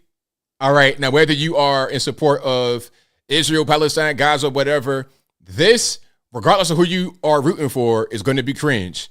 All right, check it out. That's when I'm gonna stand up, take my people with. Now, it's music, so I won't play that, but you can kind of get the idea. All right, everybody's going to stand up with that whole thing. All right, and they're clapping. I guess these people are supporting the Palestinians. That's their whole thing. All right, let's stand up for them. Everybody has their handles, so we're promoting ourselves. Hey, let me get a few more followers. Let me just put on the scarf, the Palestinian scarf, whatever that is, and then we're going to keep on moving that way. It's so cringe. Why must they always do cringe things like this? Whenever is any kind of event, any kind of thing. That's Linda Sarsour. Remember her? I ain't seen her in a minute. Okay. All kind of just Instagram people. Hey, follow me on Instagram. I support Palestine. I'm a good person. I'm a nice liberal. Follow me. Give me some more subs. Matter of fact, I might got an OnlyFans too. Follow that as well. That's how they be. So yeah, shout out to the cringe. Shout out to the cringe. All right. Now, this kind of reminds me of Black Lives Matter. I think we're headed toward a Black Lives Matter summer. It was the same thing going on back then. The black squares and all kind of just other cringe stuff. That was going on. All right. So shout out to them. I won't make you guys sit through any more of the cringe. Let's hear from some on the street interviews. Okay. This is from Laura Loomer asking someone on the street their opinion about the Jays and Hamas and everybody else. All right. Check it out. And let's get a little bit of sound. RIP to the headphone users. And let's go. Kill all Jews? Kill all Zions. Hold on. Let's go back. You want to kill all Jews? Kill all Zions. Hamas! Shit, that's I'm a Hamas member. You're a Hamas member? And if you didn't hear what he said, she asked him, she said, do you want to kill all Jews? He said, kill all Zionists. And then he said, Hamas, long live Hamas. Yeah, I'm going to Colombia. I support Hamas 100%. Why do you support Hamas? Long live Hamas. Kill all Zions. Kill all Zions. You want to kill all Jews? Kill all Zions. You want to kill all Zionists? Yeah. Can you go to Colombia? I'm not going to kill. I didn't say kill all Zions. Now, okay, that's enough of that because the drum in the background is tearing me to pieces. Like, what are we doing? Some kind of native ritual? Are we trying to summon spirits? What's up with the drum in the background? Can we not? Can we just get like a regular background music? I don't know, man. You could play some Beyonce or something in the background rather than that crazy drum right in my ear. That's tearing me to pieces right now. My nervous system is all to pieces because of that drum. But yeah, you get the idea. And the guy says he's a Columbia student, if I'm not mistaken. And also, more, he said, the home for the Jewish people is at the bottom of the ocean. That's what he said. Now, these are your woke liberals, those who are not supposed to be against Jewish people. And it's weird because most Jews are going to vote Democrat. And these are your wokesters, your Democrats on these college campuses. It's not conservatives doing it. Conservatives are more likely to support Israel and the Jewish people than the liberals are. It's weird. It's a really weird thing. All right. So let's keep on rocking and rolling. We got a lot more to get into. We're going to see some of these videos. This one, it says, leftists block an openly Jewish man from walking around on campus at Columbia. It's very risky to dress like that these days in colleges where it's seen as a provocation to look Jewish. You're literally touching us. I'm allowed to walk. He's one of them black cat type of, guys you see in New York. That's right. I'm going to tell you that. He has freedom to use it. I'm just trying to walk around. Let me walk around. But you can walk through us. We're here. Don't get in my way. He's allowed to.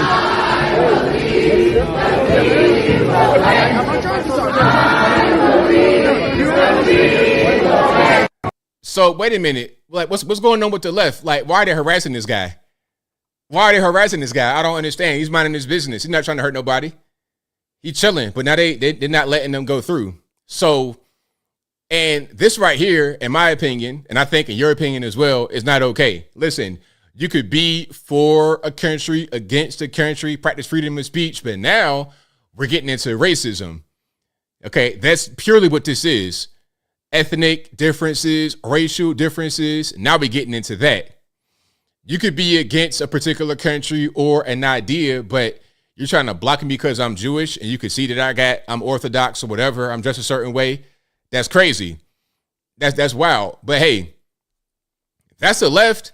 That's these students. But the thing is, people who live in these areas, who vote for people that would allow students to have this kind of reign to Rome, it's on them. It's on them. Leftists are allowed to do whatever they want to do. They're allowed to be racist. They're allowed to be anti whatever kind of religion they want to be against at a certain time. If they think that it's a just cause, then they'll do it. And it's fine. It's totally fine. And nobody's going to say anything about them because they're on the same team. They're on the same side. Okay, you're a leftist, I'm a leftist. You're being outright racist towards people, but it's fine because it's on the left. If we did anything like that at all on the right, or we're even accused of doing it, then we're the worst thing in the world. Just like Trump. They said Trump discriminated against black folks with his with the rentals in the 70s, which it wasn't even the case. It was a lawsuit against a property manager on one of Trump's properties. It was not Trump himself holding the keys talking about you can't live here if you're black. That's totally dumb. If that was the case, then why did he allow Jennifer Hudson to live in Trump Tower for free in Chicago after her whole family got killed? Why did he do that? How are you going to say that Trump did not allow black folks to rent property from him, but then he allowed Jennifer Hudson to live in Trump Tower for 100% free after her family got killed? I don't understand. It doesn't make any sense. If Trump was a racist, then why was he always around every black celebrity you could think of, going back 70s, 80s, 90s, 2000s, up until 2015? He was at the roast with Snoop Dogg, in 2014, they're shaking hands, and the very next year, you got Snoop talking about F Donald Trump. Why? It's all bogus. It's all bogus. But again, you can do whatever you want if you're on the left, but if you're on the right, not so much. And that's that on that. But anyway, I digress. Let's keep on rocking and rolling. We got a lot more from some of these protests. Heard her. She said free Palestine. All right, let's check this out. We got some more people with the Palestine flags. You know what? In my opinion, I put it to you this way. Anybody carrying around a flag that's not the American flag in America, in my opinion, is cringe. It's cringe. Unless you're at some kind of parade or something like that, it's cringe when you're carrying around flags of a different nation. People with the Ukraine flags in Congress, cringe. The Israel flag in Congress, cringe. The Palestinian flag in Congress, cringe. All cringe. American flag. We're in America. Period. Heard her. She said free Palestine. She's a Hamas. Go Hamas. Long live Hamas and the rebellion. Heard her. She said free Palestine. She's a Hamas. So that's what's happening out there. New York. We got some more.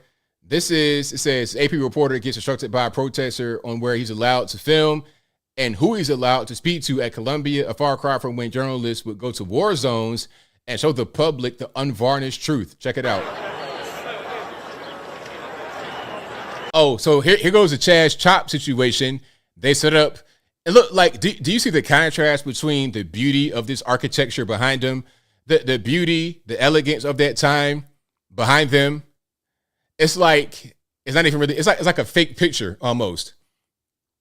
You have an encampment, you got tents, it's all the same color, by the way. All these random green tents out here. That's totally organic, right? You got trash everywhere, of course, because people nowadays, 2024, generate a lot of trash, a lot of garbage. I can imagine the smell is going to be crazy down there. I don't see no porta potties nowhere. Where they're using the bathroom, I don't know. Hi. Have you spoken to the media folks? I I would love to speak to some media folks once my live shot's done in about 10 minutes. Yeah, but you're not supposed to without explicit permission from the students that doesn't appear in your live shot. So no, this is not appropriate. No, but we have people who are willing to speak to you at the front. Yeah, if a media representative wants to come out and speak to me, I would love to speak. No, that's not how it works. They're already up there if they'd like to go over to them. Okay, so where would I be going now? So there's a front right in front of Butler on the left side. There's a bunch of people in yellow vests, and they'll tell you exactly where to go. So they'll tell me what to shoot. Yes, absolutely. Or they'll just tell you who's willing to speak. Right. Yeah. Okay. You The can shooting shoot. on the outside of the encampment is not. It sounds like it's prohibited for me to shoot on the outside of the permission of the encampment. people that you're shooting. If it's okay with the individuals, then it's fine. This is so dumb because you're in public. You're in public. You have no privacy in public. If you want privacy, you have to go into a private location, into a private property. You're out in the public. They can shoot. Okay, if you're just out on the street somewhere, I can shoot. Yeah, it's totally fine. But there's some students that don't want to be videotaped. So yeah, that's ridiculous, but that's where we at nowadays. Okay, trying to instruct the journalists where you can and cannot shoot. So do we have freedom of press, freedom of religion?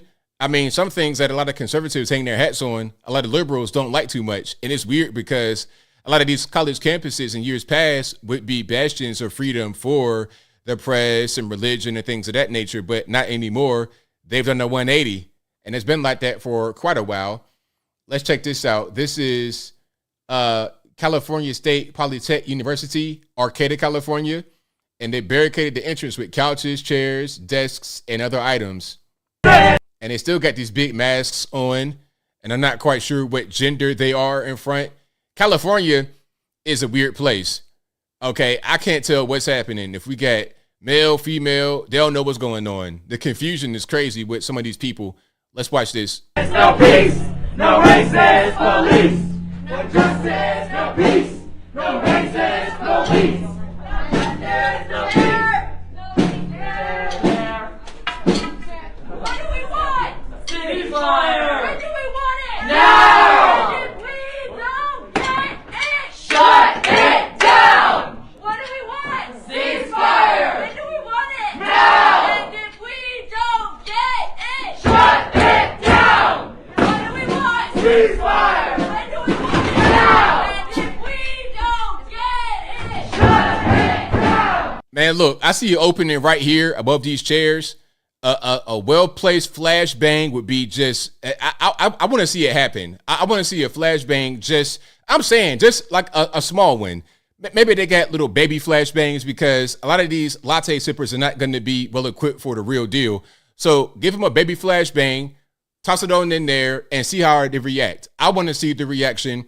I want to see them film that and put that on social media. Okay.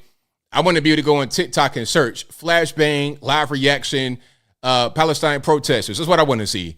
That would be some good watching. I pay cash, U.S. American cold hard dollars to watch that go down. But yeah, that's happening out there in Arcata, California. Of course, California, nowhere else, right? But let's keep on rocking and rolling. We got a lot more. Now this is Colombia again.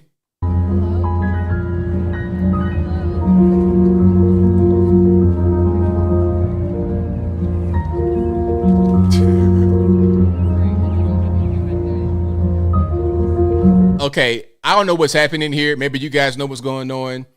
What's up with the string? Like, what is this?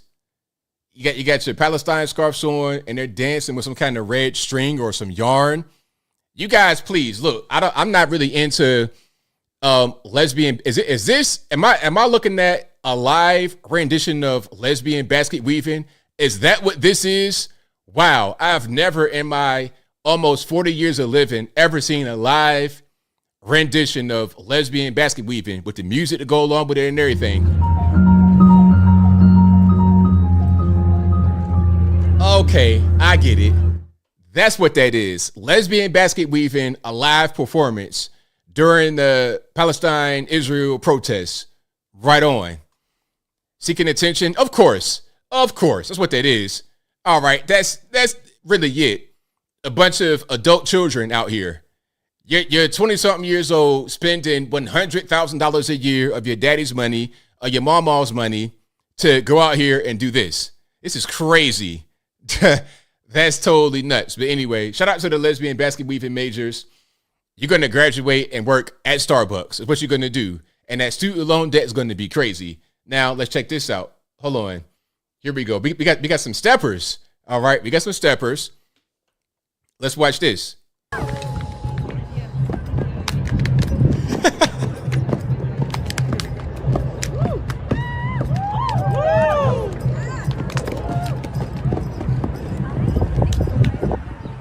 Man, if you don't take this Norfolk State, Hampton University, VCU stuff over there, you're at Columbia. Why are we doing why are we doing drill team moves at Columbia? All right, like what is really going on here? And they'll be the ones to complain. Oh, we don't have enough of black culture here. You're at Columbia. Like, go down to Hampton University or Howard in DC and do that out there. Okay. Just avoid the diddies out there who are going to try to take you home, but that's a different story.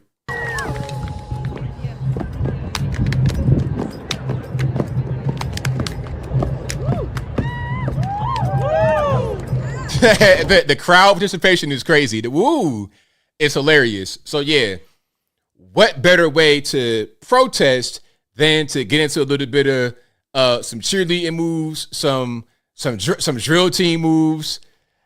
Back when I was like 15, this was like the hottest thing in the world. I'm like in the 10th grade, and my friend, my stick girl, my friend, she was on the team. Like we had the pet rally, and then she had got hurt or something. So I'm like right next to her, and she's like, look, they about to go break into it. And then before I know it, I'm seeing flips and all kind of pats and everything. I'm like, wow, this is amazing. My 15-year-old mind was blown, but now at my age, I'm like, this is so cringe. I can't believe it. And it was at a pet rally where I saw the dancing, not at a protest of a war happening overseas. But anyway, I digress. Let's keep on rocking and rolling. We got a lot to get into. All right. Now we have another protest, I suppose, happening in Texas. And Texas is a little bit different. They're a teeny bit different. Okay. Here is Texas DPS rolling up on them.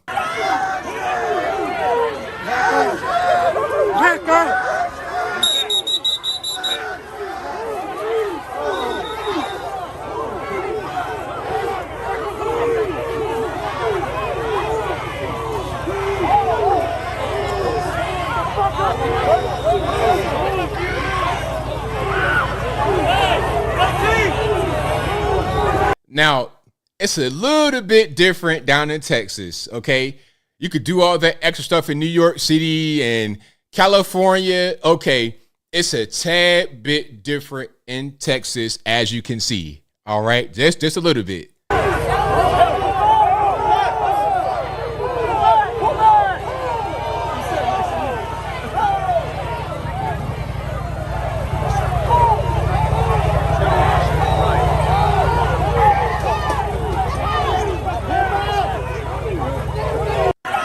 So yeah, they don't really play that down there. We see a few of these people with the scarves and whatnot, and you see some of the signs.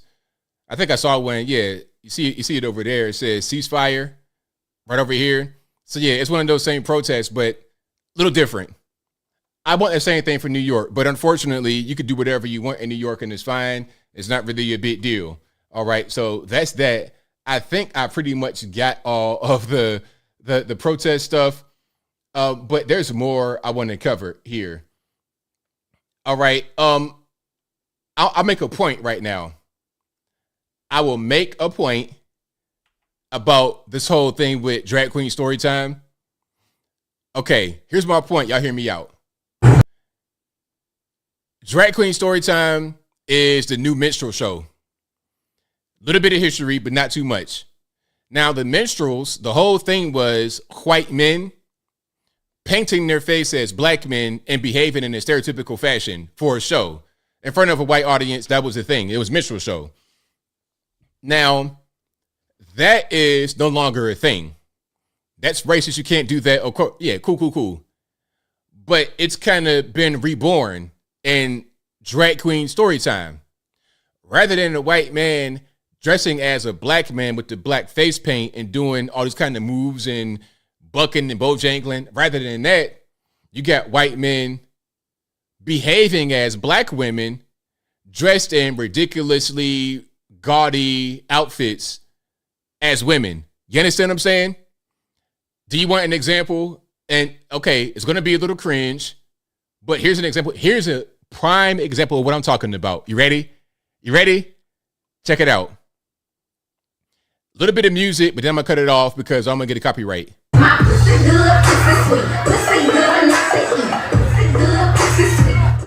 So you heard the song. I don't got to play it too much more.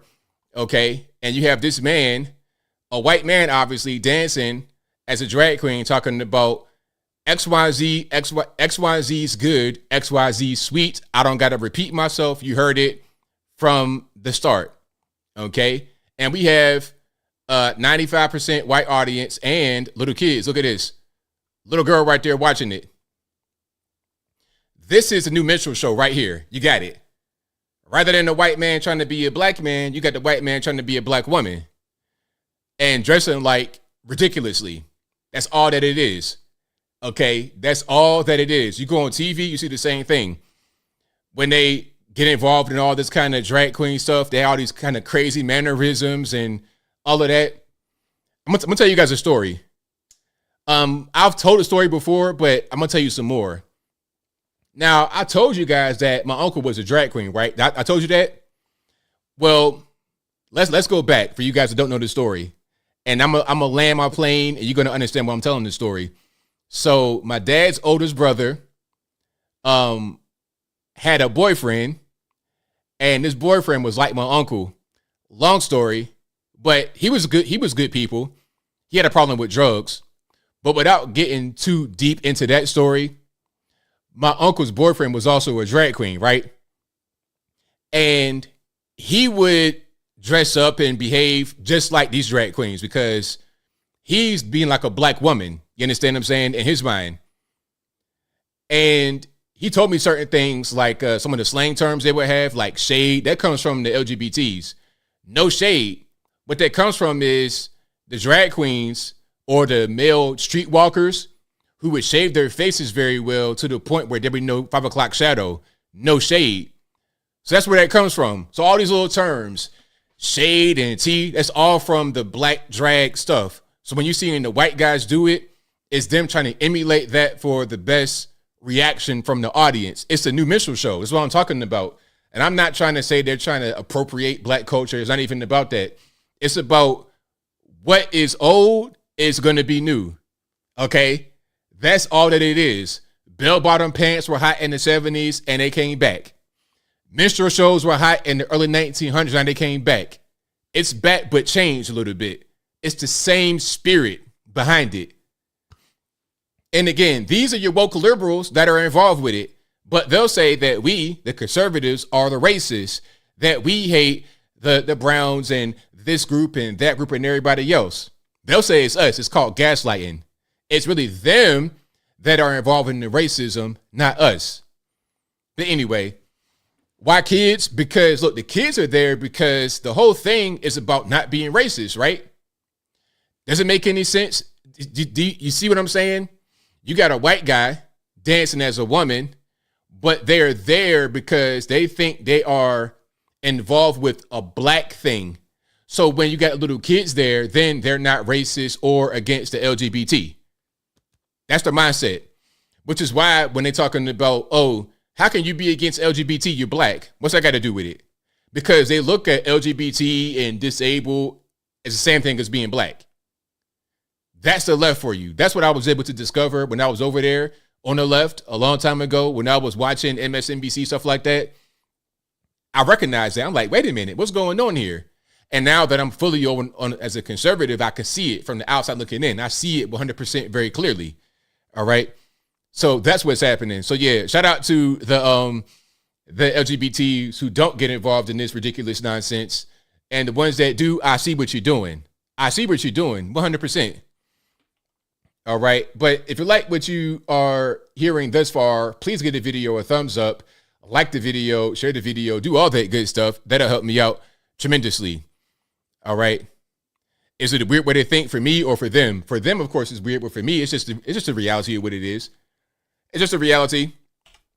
Okay. It ain't nothing else to it. There's no need to get offended. It's just the truth. All right, I have more here. Oh, TikTok. I told you I would get to TikTok.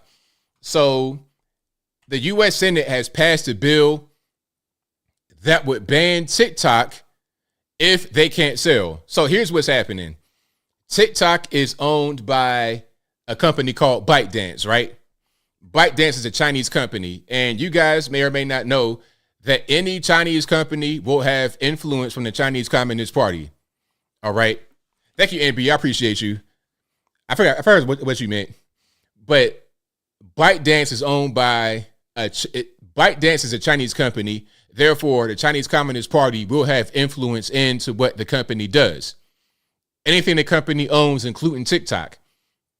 Now, there was a Senate hearing earlier with the CEO of TikTok, and you had Tom Cotton asking the CEO if he's Chinese, all this, that, and the third. People say that he's racist, but nah, it's not even about that. It's about the control of TikTok. Who ultimately controls TikTok? When things fall apart, when the pedal gets to the metal, rubber meeting the road, who will make a decision on TikTok?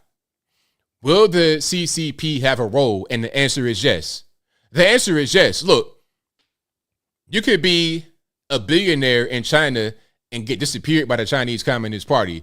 So you think that if they can vanish Jack Ma and everybody else, that they don't have any kind of say-so on TikTok, that'd be a weird way to think. It doesn't make any sense to think that way. Now, what's happening, the news media or some politicos may have you think the TikTok ban is about trying to control the algorithm. They're putting out poisonous content and they're anti-Semitic content. It's not even about that.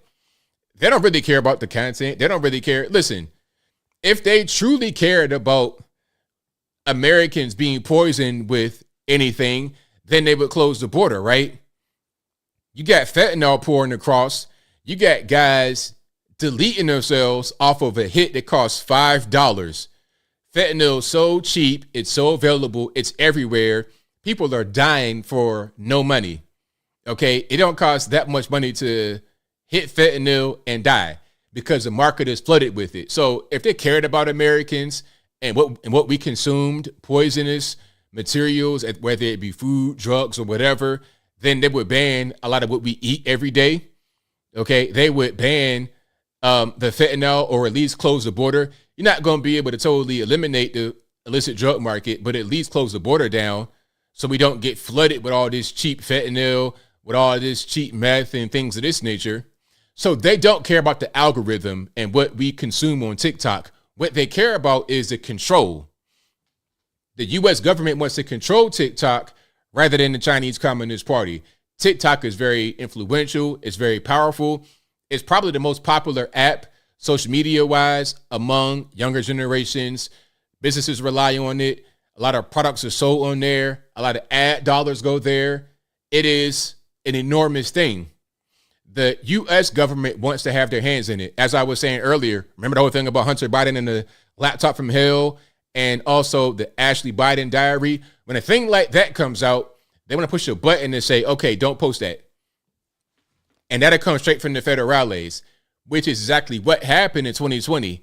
That is exactly what happened. Now, if TikTok has it and it goes viral, you can't do that, can you? Because the U.S. government cannot really control what goes on.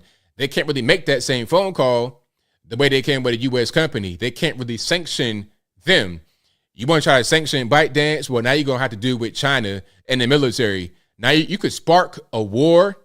Listen, you're more likely to spark a war with China if you try to mess with TikTok in China rather than dealing with Taiwan or South China Sea. It's that serious. It's that serious. If China wants to put out a message to the Western world, America specifically, they can just put it right there on the front page and everybody will see it. 150 million users in the U.S. will see it just like that. They don't want China to have that kind of power. It's all that it is. It ain't nothing else to it. Now let's hear from the CEO to get his take on it right quick. Show here, as you may have heard. All right, let's start from the top. Hi everyone. is shown here. As you may have heard, Congress passed a bill that the president signed into law that is designed to ban TikTok in the United States. That will take TikTok away from you and 170 million Americans who find community and connection on our platform. Make no mistake, this is a ban on TikTok and a ban on you and your voice. Politicians may say otherwise, but don't get confused. Many who sponsored the bill admit a TikTok ban is their ultimate goal. It's obviously a disappointing moment, but it does not need to be a defining one. It's actually ironic because the freedom of expression on TikTok reflects the same American values that make the United States a beacon of freedom.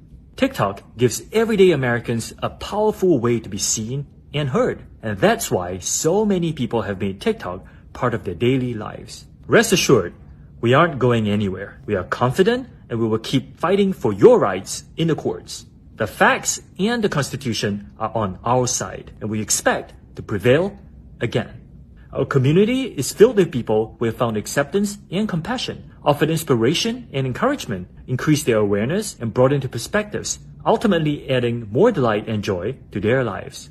Our community is also filled with 7 million business owners who have built their livelihoods on TikTok. While we make our case in court, you'll still be able to enjoy TikTok like you always have. In fact, if you have a story about how TikTok impacts your life, we'll love for you to share it to showcase exactly what we're fighting for. Meanwhile, we will continue to invest and innovate to keep our community vibrant, exciting, and safe. Through our US data security efforts, we have built safeguards that no other peer company has made. We have invested billions of dollars to secure your data and keep our platform free from outside manipulation. I can't say this enough. This extraordinary diverse community is what makes TikTok so special, what makes it matter, and what makes it meaningful. And we'll keep working to ensure you will always have the opportunity, the safety, and the freedom to enjoy all TikTok has to offer. Thank you. So there you go. That's the CEO of TikTok talking about what's going on with the bill. Now, to get a little bit of clarity, because I didn't say it earlier, the bill has passed. Biden has signed it. It is law. So TikTok has 9 months to sell the, ByteDance has 9 months to sell TikTok to an approved user. Now, this can be changed for a variety of ways. First of all, it's going to be a court battle, and the court battle will take years. TikTok has endless money. China has endless money. This is going to be a years-long court battle. The 9 months thing, don't even worry about it. That's just a random number that means nothing. It means nothing because even when they passed the bill, they said that it could be extended in case they need it. The government, the U.S. government said that it could be extended. Of course it's going to be extended because you're going to be in court for forever. That's how these things work. You be in court all day, all years. Just like when Oprah got sued by the milk or the dairy industry? Like that took years. How long was that court case with Oprah? Hold on. Was it the dairy industry? How long did that the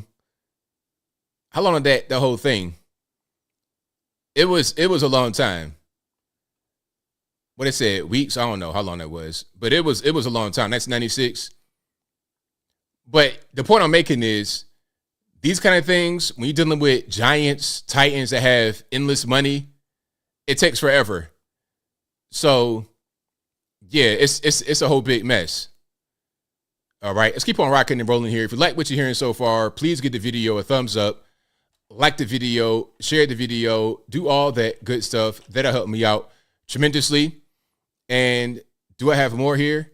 Hold on. AP says beef. It lasted a few years in Amarillo. Yeah. It'll last for years. And that was just her versus the beef industry. So imagine really what you're dealing with right now is governments suing each other in the proxy war. It's kind of a proxy. This is a proxy legal war between the U.S. and China, but the U.S. is fighting against ByteDance. But ByteDance is really China. So really it's against U.S. and China. That's going to be, it'll take forever. Okay. Yeah, it's going to be a mess. A whole big crazy mess. All right. Yeah, so that's what that is. And one thing about TikTok, if TikTok goes away, which I don't see TikTok going away. And let me explain why. First of all, the court case would take years. Second of all, by the time the case is concluded, one way or the other, TikTok will be too much ingrained into society. And TikTok has the minds of the youth. So all they're going to do is put out propaganda about how you need it and how you got to fight and how you got to go and, tell your lawmaker to keep TikTok in the U.S. So I don't see it going away, because the main thing is by the time they get done with the court case, it would be entrenched into our society. And also, all the other social media apps have adopted the TikTok method of the short video scrolling. YouTube has it. Twitter has it. Instagram has it. Every other platform has it. So they're just pretty much buying into it. That's going to be the way of the future. And TikTok was the original. So it's not going to go nowhere. Not at all. Not in the least bit. So it is what it is. Shout out to you guys, though. I appreciate y'all for joining. If you like what you're hearing so far, please give the video a thumbs up, like the video, share the video, do all of that good stuff. That'll help me out tremendously. All right. Now, I'm going to play one more thing here before we get to the calls. Can I play one more? Okay. Stacey Abrams talking about the attack on DEI is an attack on democracy. Now, this right here, hold on. Matter of fact, I kind of want to play two things. Let's play Stacey Abrams and then also this other lady. It's probably going to be a good one. We have to remember that every victory, built into every victory, are the seeds of defeat. But also built into every defeat are the seeds of victory. We have seen victory, but we cannot rest on that victory and think that it is impermeable and impervious to harm. What we know is that the attack on diversity, equity, and inclusion, DEI, is an attack on democracy. It's an attack on education. It's an attack on how our economy works, because what Reverend Warnock and John Ossoff, what Senator Ossoff and Senator Warnock represent, are pathways to the American dream. They are proof points. And those proof points scare those who want this world to be more narrow and more restrictive. And so we have to recognize that our opportunity to hold to those successes requires our constant attention, our constant tending. Voting is not magic. Voting is medicine. But it also means that it's a constant engagement, that we can't have a moment of success. We have to keep working constantly at moving ourselves forward. We have to remember. Now, that right there was a big lump of word salad. A big, huge, crazy lump of word salad. This is what you do when you go into a lot of these colleges. You get educated on how to speak like that. That's all that there was. That was really crazy. But hey, it is what it is. Stacey Abrams with the word salad, talking about DEI, attack on democracy. Ultimately, you know what DEI was, as I said in my video. DEI was a thing, just like this whole trans thing that became popular during C-19. People are bored, wanting to create new ways to be oppressed. And since C-19 is done, it's over, DEI is dying out. That's all. Now, that's not how a $9 billion. Now, Dr. Phil says DEI is a $9 billion grift. Let's check this out. And you could tell right here that she is going to have a lot to say about it. Okay. You can already tell kind of what's going on.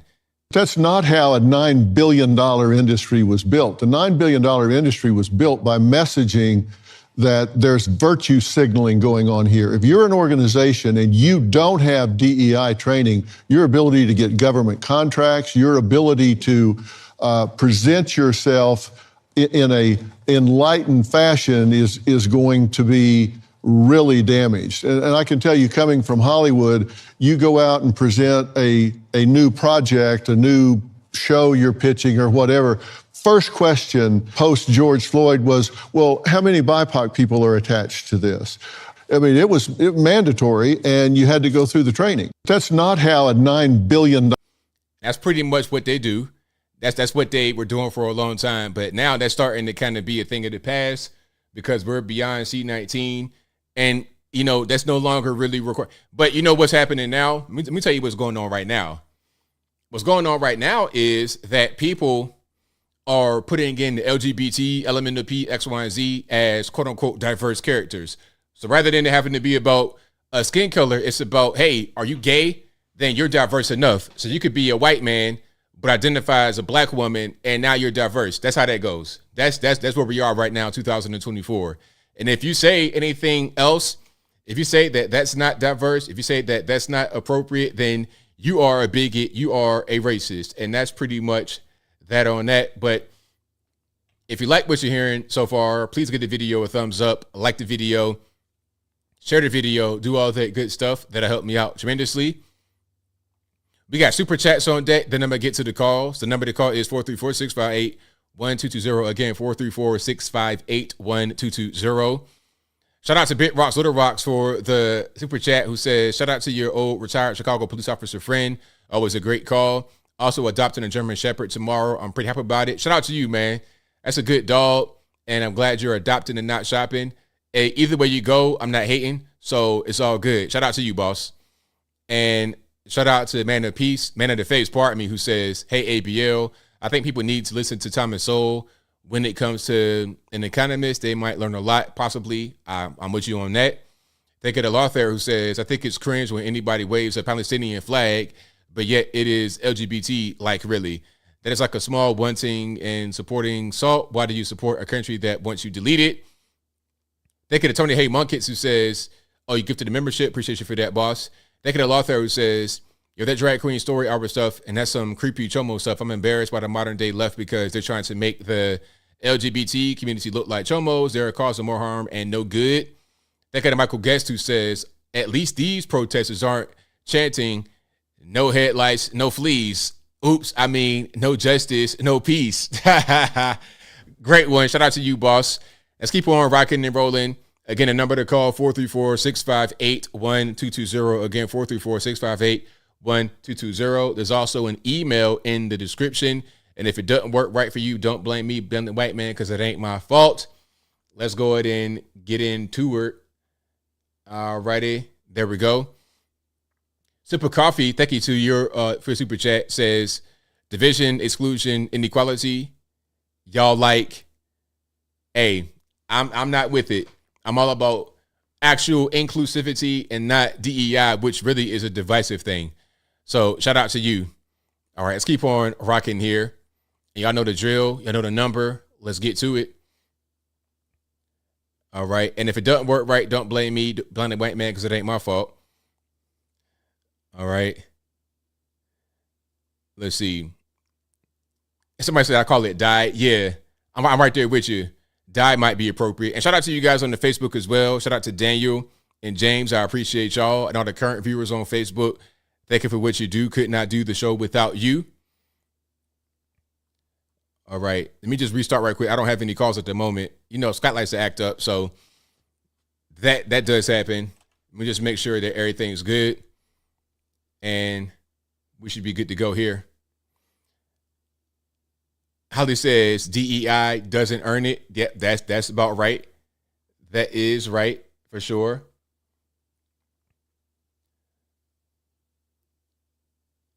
Tony Hay Monkey says, remember when gay meant happy, homosexual is a proper word.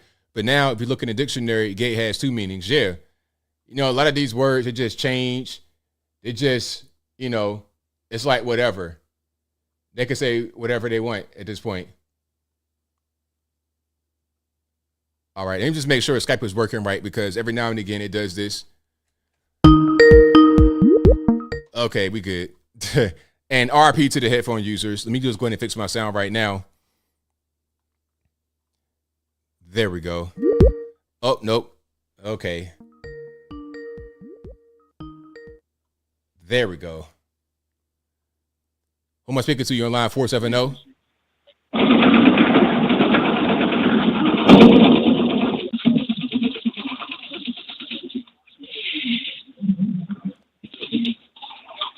Hey, ABL. It's Fred from Wild and Wacky Atlanta. Where do you think it happened anytime? How you doing, sir? I'm doing well, man. How about yourself? Pretty good. Still fighting behind enemy lines for President Trump and going strong. So what is the news with Trump today in the trial? Have you kept up with it? I've been watching a little bit of it, but I'm not really sure if there's any kind of news that is like newsworthy. Yeah. I've been running across some videos from Dr. Steve Turley. Okay. So it looks like he's doing pretty good. I haven't checked out. He did 3 videos on it, so he's already winning the trial. So I don't know, man. So anyway, wow, I really appreciate your material, what you're doing the last couple of days, especially the video on DEI. I had no idea. It's a $3.4 billion industry, you said. Oh, yeah. It's definitely pretty big.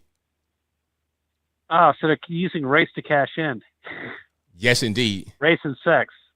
Right. And also, whether sexuality too, whether you're gay, that really pays off too. It does. Man, that's crazy. Look, I have to tell you, man, I made an important decision. I know this is a little off topic, but it is something important going on in my life. And I've talked to you about the store where I work. I work in retail. And no, I do not sell shoes. One of the guys a couple of weeks ago said I sold shoes. I don't sell anything. I'm not in sales. I'm just in retail. I decided to leave the store on a Saturday night, April 21st. I'm going to quit my job while I'm on vacation, and then I'm going to get revenge on my company. So what I'm going to do is I'm going to turn them into the authorities because they're breaking the law. I'm going to take all my work shirts, about 5 of them, and I'm going to give them to a nearby Goodwill. So the bums that shop at the store are going to wear them over there, and they're going to walk up and down the road where the store's located. It's really going to piss off management. Hilarious. Because it's going to be like degrading the store uniform by having homeless people wear it. So yeah, that's what I'm going to do, and I'm going to take off time, and I'm going to downsize my condo because of Biden inflation. So expensive, going down to a 1 bedroom. So I'm looking forward to finally getting out of the store after 15 and a half years of being in a work camp, and it's so liberating. And I just my stress level is going to go down by 90%. I just can't wait. That sounds great to me. So, yeah, man. So anyway, I want to keep it short, but I just want to share the good news with you. Thanks a lot. I really appreciate what you do. Keep up the good work. And I just want to let you know I'm still Ultra MAGA, America First, Trump 2024. We got 195 days till we win. You Trump supporters stick with Trump. Don't waver in your loyalty. All right, man. Have a good night. Take care. And best of wishes to you. Thank you for the call, man. Definitely appreciate you. Thank you. Take care. Bye. All right, great call. Shout out to him for the call. Let's keep on rocking and rolling. 403, you don't know who I'm speaking to. ABL, are you kidding me? It's me. Indeed. Hey, bro, it's an honor to talk to you, but I just want to get into it here. I'm honestly worried about the state of the next election because I'm calling from Canada, and I'm worried because I can't vote for Trump, but, because me and you and 99% of this channel agrees that the State of the Union is in big trouble, right? Yes. So it seems like the people, right? It seems like the vibe of the people are going to elect Trump, like no matter what. He get indicted, he get chained, locked down underneath, big rocks, little rocks, doesn't matter. You're going to get voting for him, right? But seems like, given all the propaganda and all the things that are going on, that can the MSM zombies and the establishment elect him again, or elect Biden again? Can they reject Trump?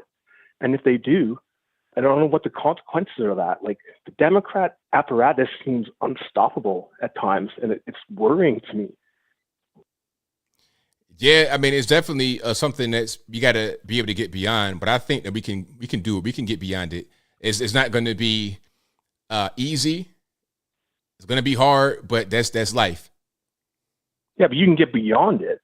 But if it happens again, right? Like 2020, we all know, suspect, ballots, boxes coming out of tables, 4 a.m. We all saw it. Everybody knows it. But it seems like there's a solid side. It's like okay, put it this way. It seems like there's such a solid side on one side that will never ever vote for Trump, another side that will never ever vote for Biden. There's just a slim side of independence. I don't know how it's going to come out. Especially with this trial coming up right now, with this New York, what's coming out, how they're being so non-transparent on this New York trial. They won't let video cameras in, they won't let writers in, and the only news that's getting out is from these hack Democrat reporters.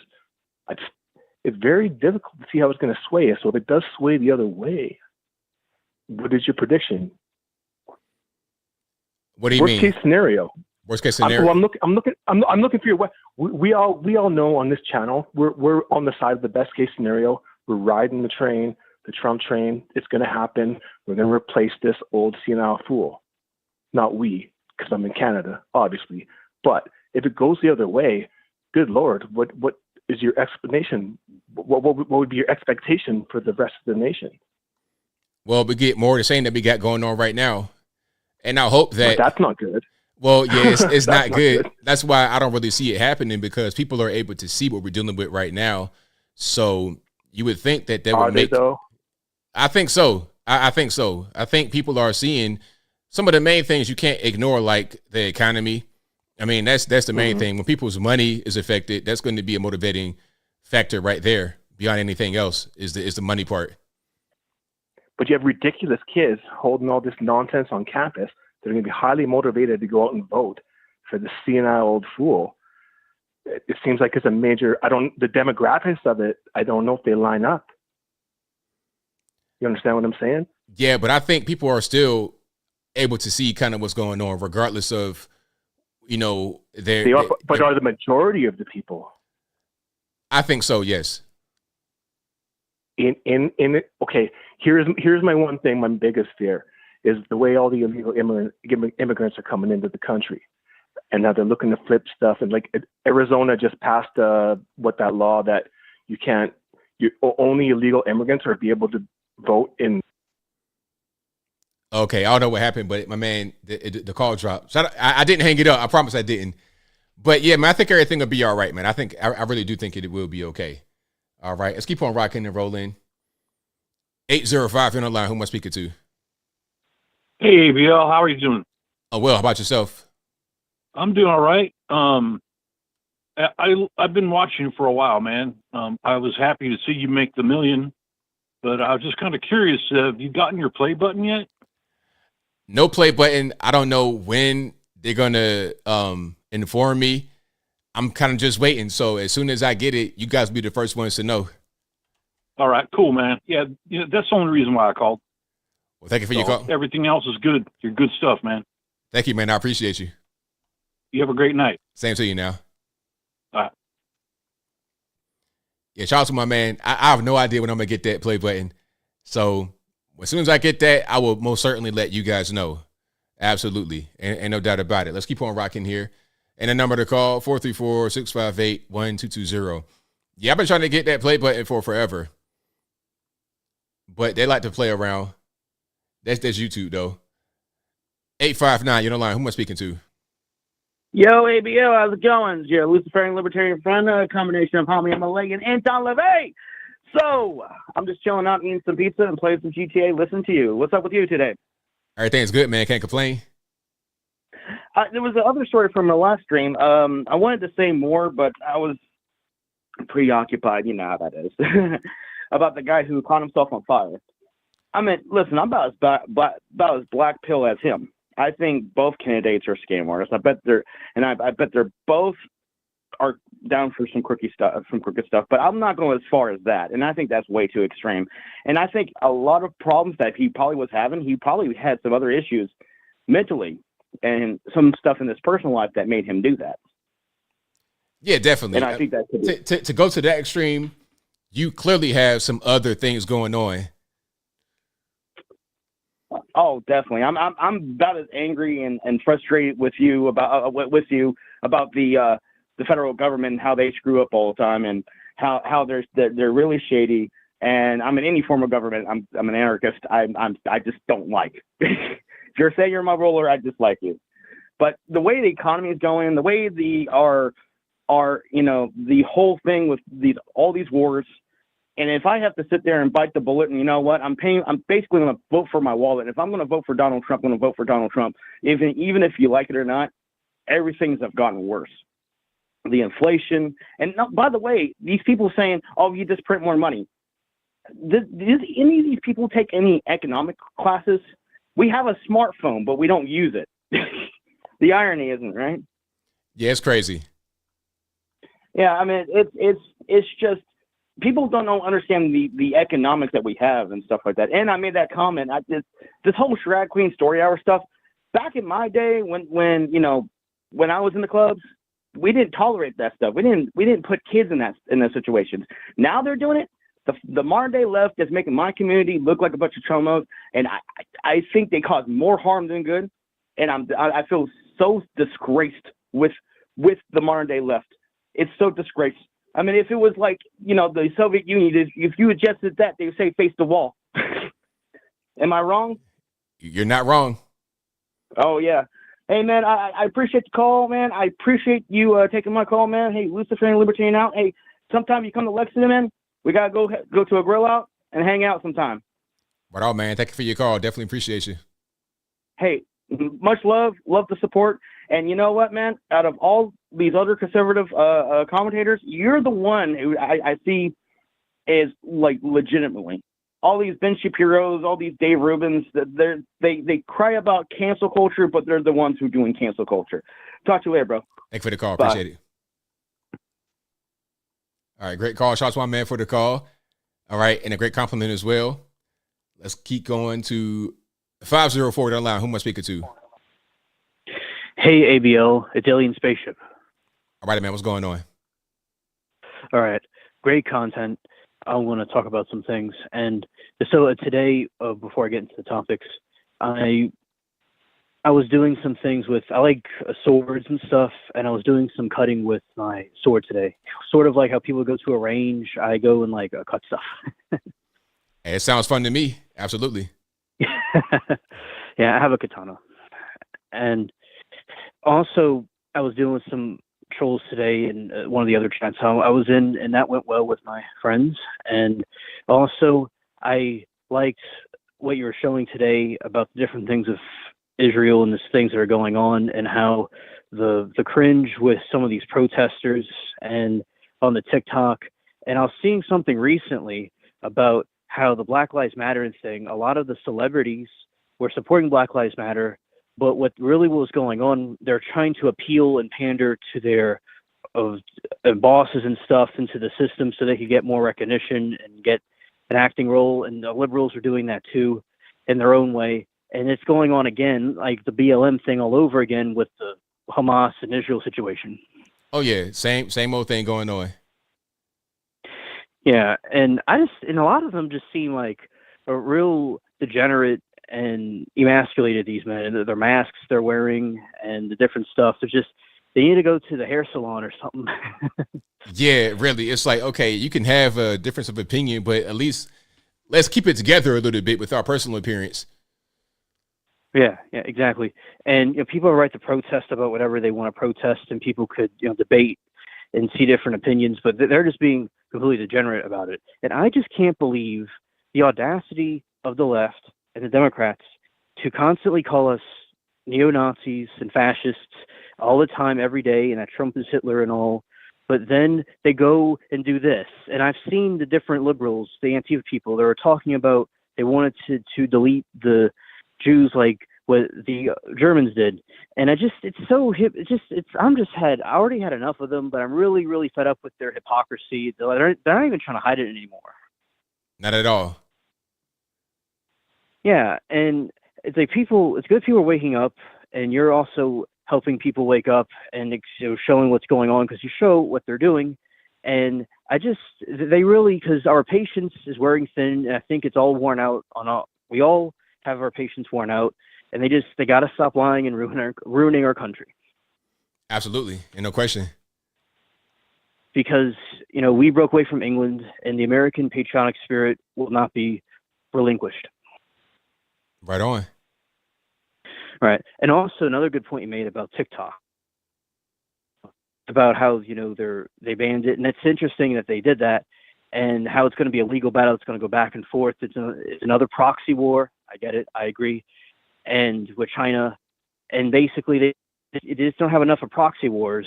And another thing that's going on is that, hopefully it doesn't go into other social media platforms and cause censorship. So what I mean is, hopefully they don't use it to do more censorship on us in general.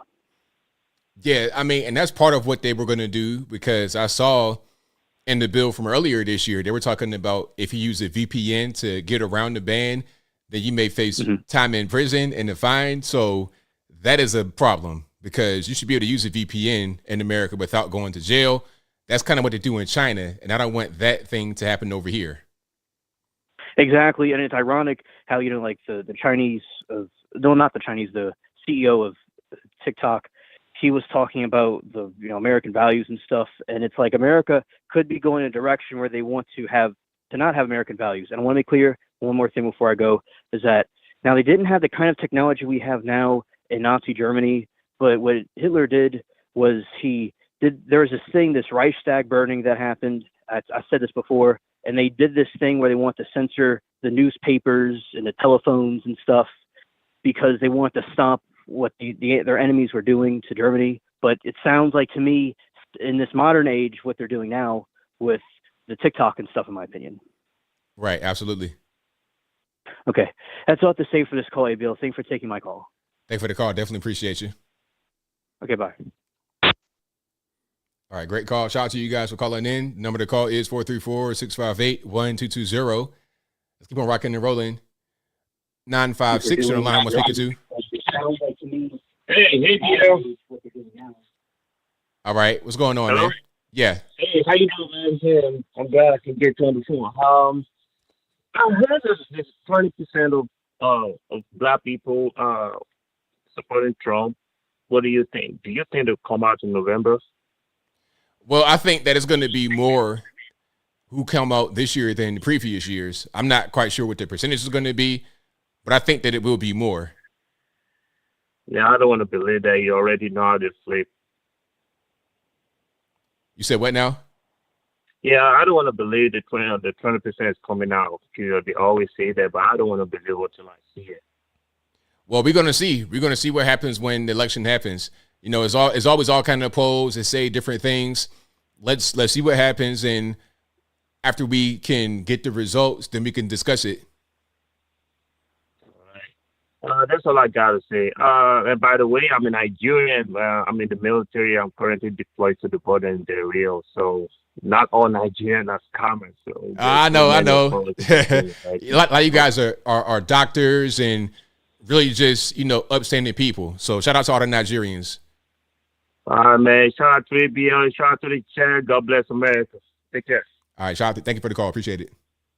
All right, so shout out to my Nigerian brother out there on the border, you know what I'm saying, protecting our border. Shout out to him. You're protecting the border, my brother. You are my friend. You're protecting the border, my friend. So, yeah, they're not all scammers. I know we got a lot of doctors. We got a lot of really good people out here that are Nigerian and just love America.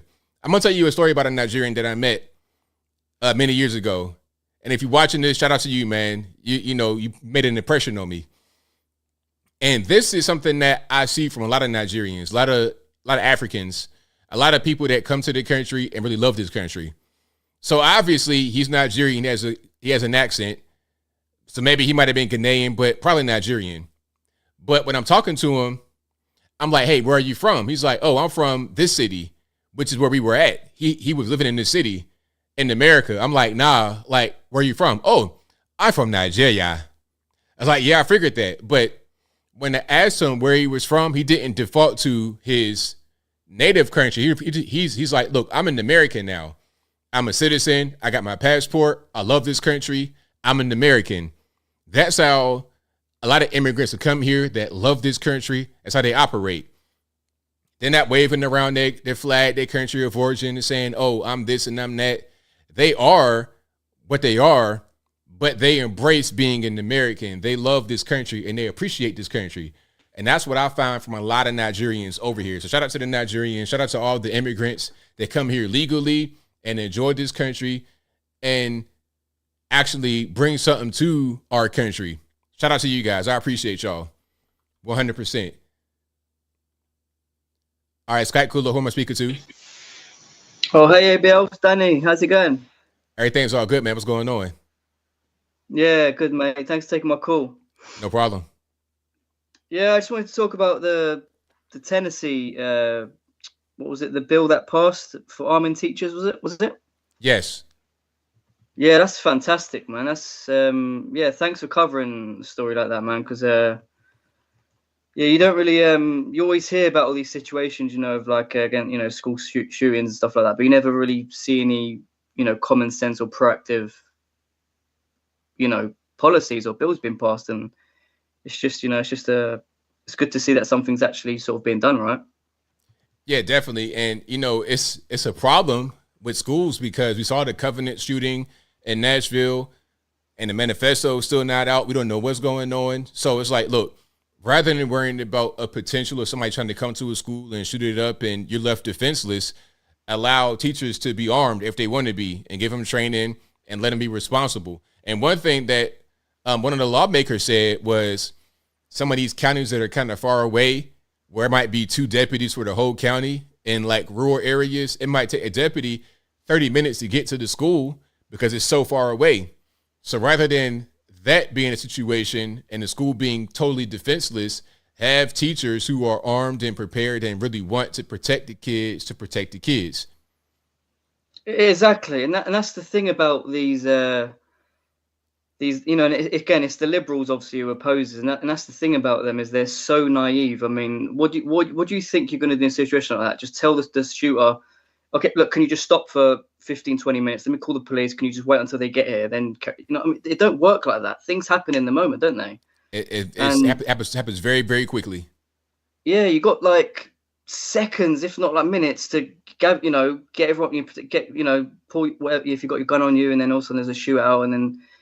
So I think it's an amazing thing, and I personally think it should actually be mandatory for teachers. Like, I don't actually think you should have a choice in the sense of not, you know. I think, look, you're a teacher. Your job is to educate the kids, the children, and actually protect them if something does kick off. And I think they should all be trained and you know, and educated on guns. And because again, you just never know if something happens.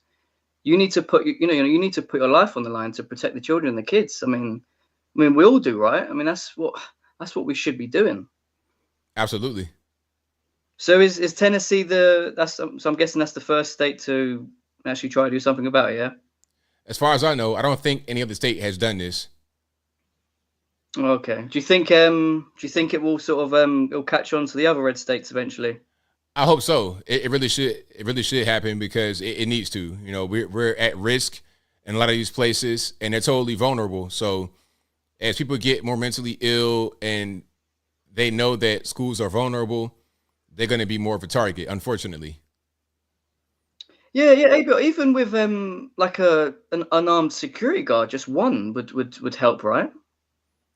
Yeah, definitely. You know, a resource officer, somebody like that, a police officer would definitely help. But, you know, some of these schools, like I was saying, some of these schools are far away and they don't have a lot of money.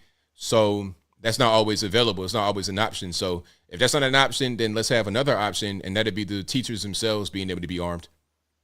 Yeah, no, exactly. Because look, at the end of the day, if you're a parent and your children's at school, what would you rather, the teachers actually be armed, or would you rather a sign outside the school that says a gun-free zone? I mean, come on. Yeah, exactly.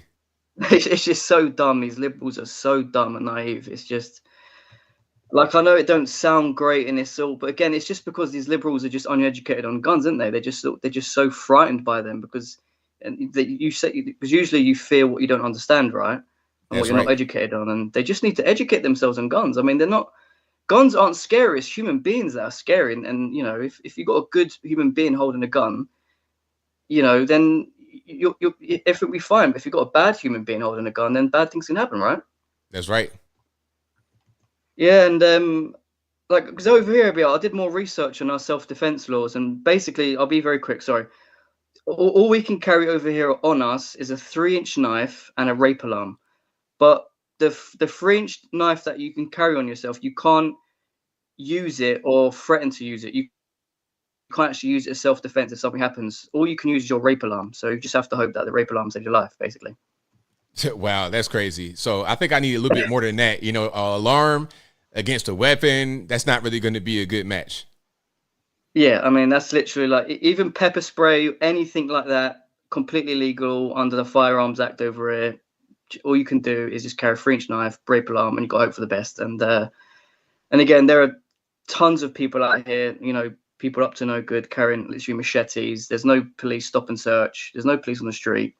And, you know, that's the kind of world the kind of country we have over here.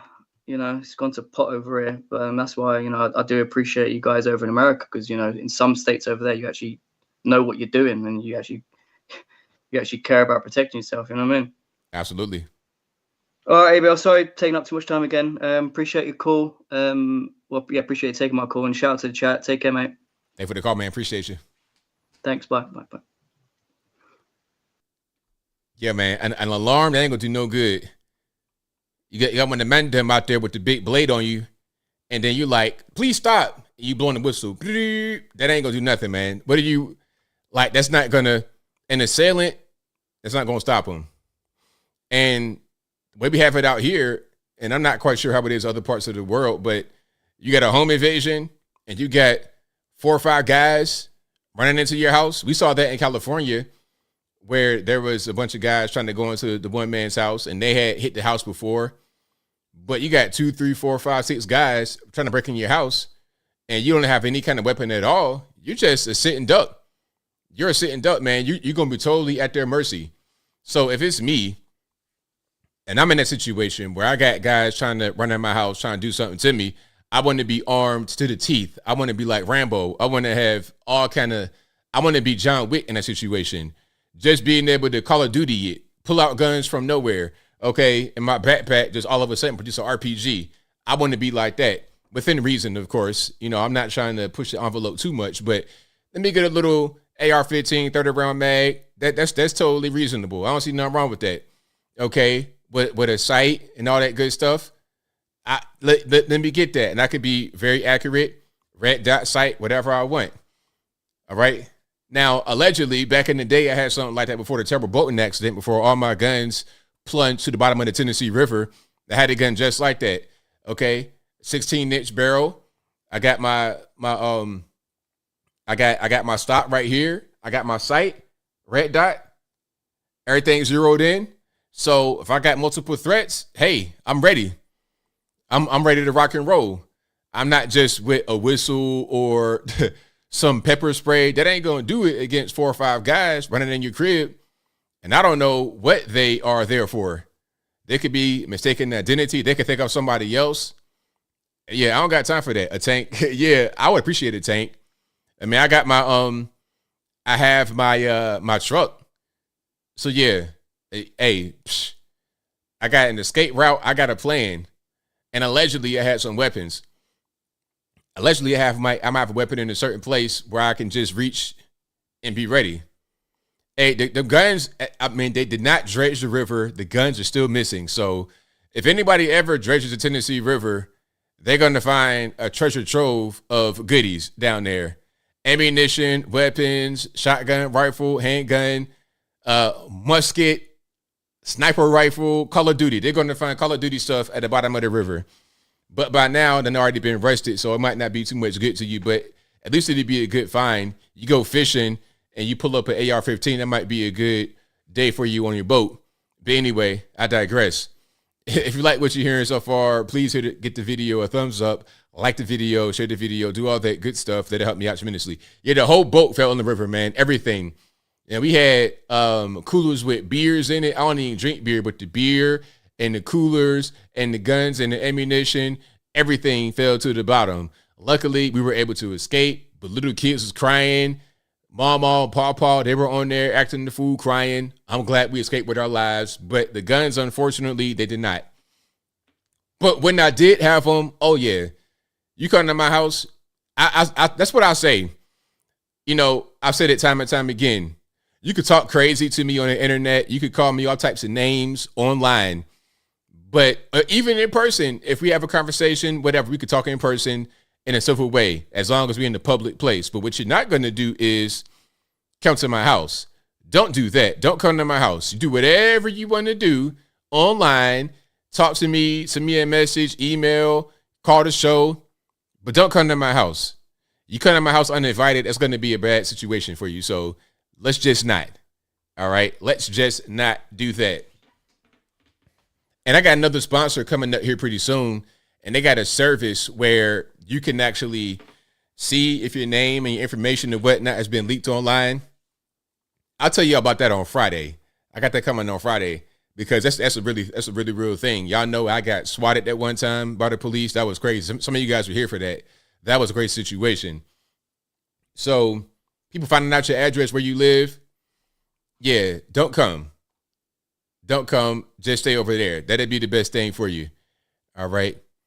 But y'all know what to do. If you like what you're hearing, give the story a thumbs up, like the video, share the video, do all that good stuff. That'll help me out tremendously. Yeah, it's better to have them than not to have them. It's better to be armed and ready than to be, what the cool kids say, lacking, not prepared, ill-prepared, unprepared. Yeah, I like to be ready, prepared for whatever comes my direction. I want to be ready to go ahead and address it head on. Girl Scouts have been warned. Shout out to the Girl Scouts. Nah, you a regular salesman or something like that, it's fine. Shout out to the UPS guy. Brought my HelloFresh box today, and it was amazing. So shout out to him. All right. And if you are an authorized visitor, UPS, Girl Scout people, that's fine. You're some kind of dingbat from Twitter calling yourself showing up to my house, man, please. Oh, man, don't do that at all. But yeah, actually, the Girl Scouts, you know what? The Girl Scouts, man, listen, I see them at Walmart with them cookies. It's like if you used to smoke crack back in the day and then you walk past a crack dealer with the best crack in the world. You're going to be tempted. I'm trying to be healthy. I'm trying to not indulge in the cookies, but that's one of my vices, them cookies, man. Oh, my goodness. A box of Girl Scout cookies with me, listen, by the time I get into my vehicle from Walmart with the cookies in my hand and drive back, they'll be finished. They'll be done. Like, cookies and me are like, it don't mix, man. It's like oil and water. Actually, it's like peanut butter and jelly. It goes together very well. It goes together too well. It's too good of a combination. All right. That's not really what I'm supposed to be doing. All right. Fifth Cup of Coffee says, I heard that story from you last week about swatters. I didn't even know what it was, but I had been hearing about the term. Always learning good stories here.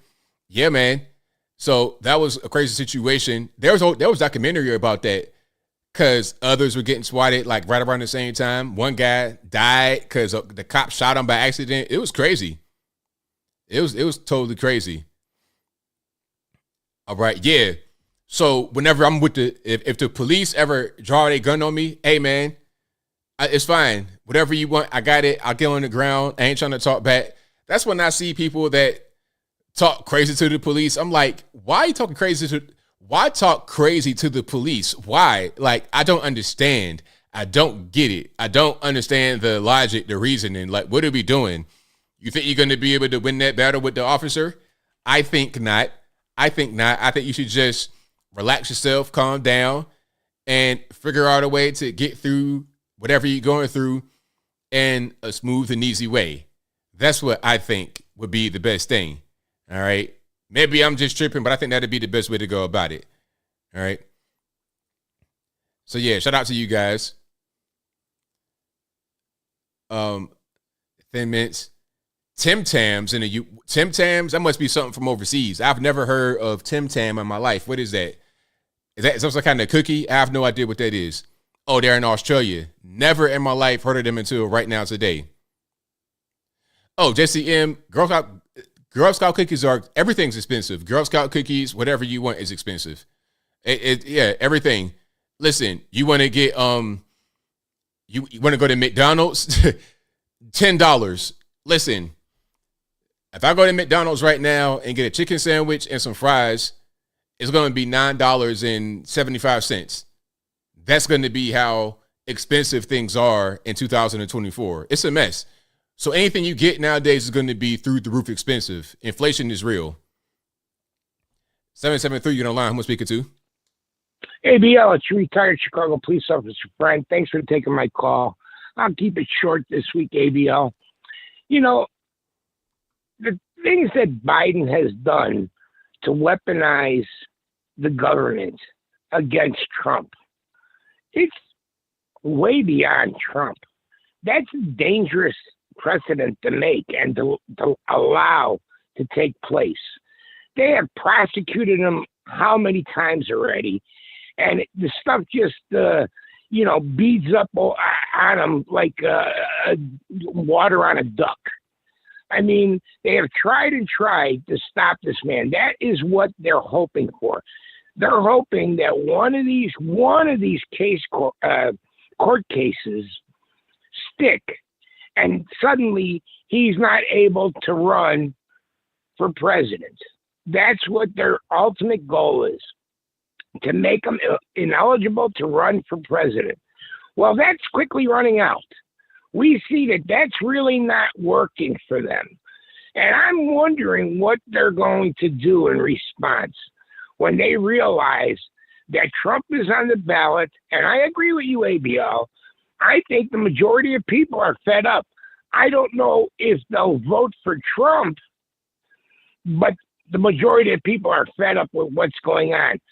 I saw a little blurb on the news from New York, and their city council or whatever it was, or they had some kind of gathering where the official was pleading with them. This is a Democrat pleading with people. I feel for you. This is when, by the way, it was Somalians or Africans, I can't remember, they were speaking and saying how hard it is that we can only stay here for a little while, and we need to, suddenly the kids and the babies and everything else are out. And this Democrat was pleading with them, saying, I feel for you and I understand, but we just can't afford all this money. So all this is coming back to roost for them. That, they're a sanctuary city like Chicago is. They've been invited to these cities in a way. They really were invited to our country, but not to the sanctuary cities. That's really what happened. We could say, well, Chicago and New York are sanctuary cities, as San Francisco, they invited these people in, so you should take them in. They invited them into our country, but don't want them on their doorstep. That's really what it is. And now they see the mess they made. But are they going to admit it or blame somebody else for the mess? I don't think people realize, and I'm talking about these Democrats, most Democrats and all that, I don't think people realize the impact of how many people came here. I'm starting to think, ABL, and I'm wondering why they weren't at least counted. You could count a bunch of people with one photograph. There's AI now that counts the items. It works in factories.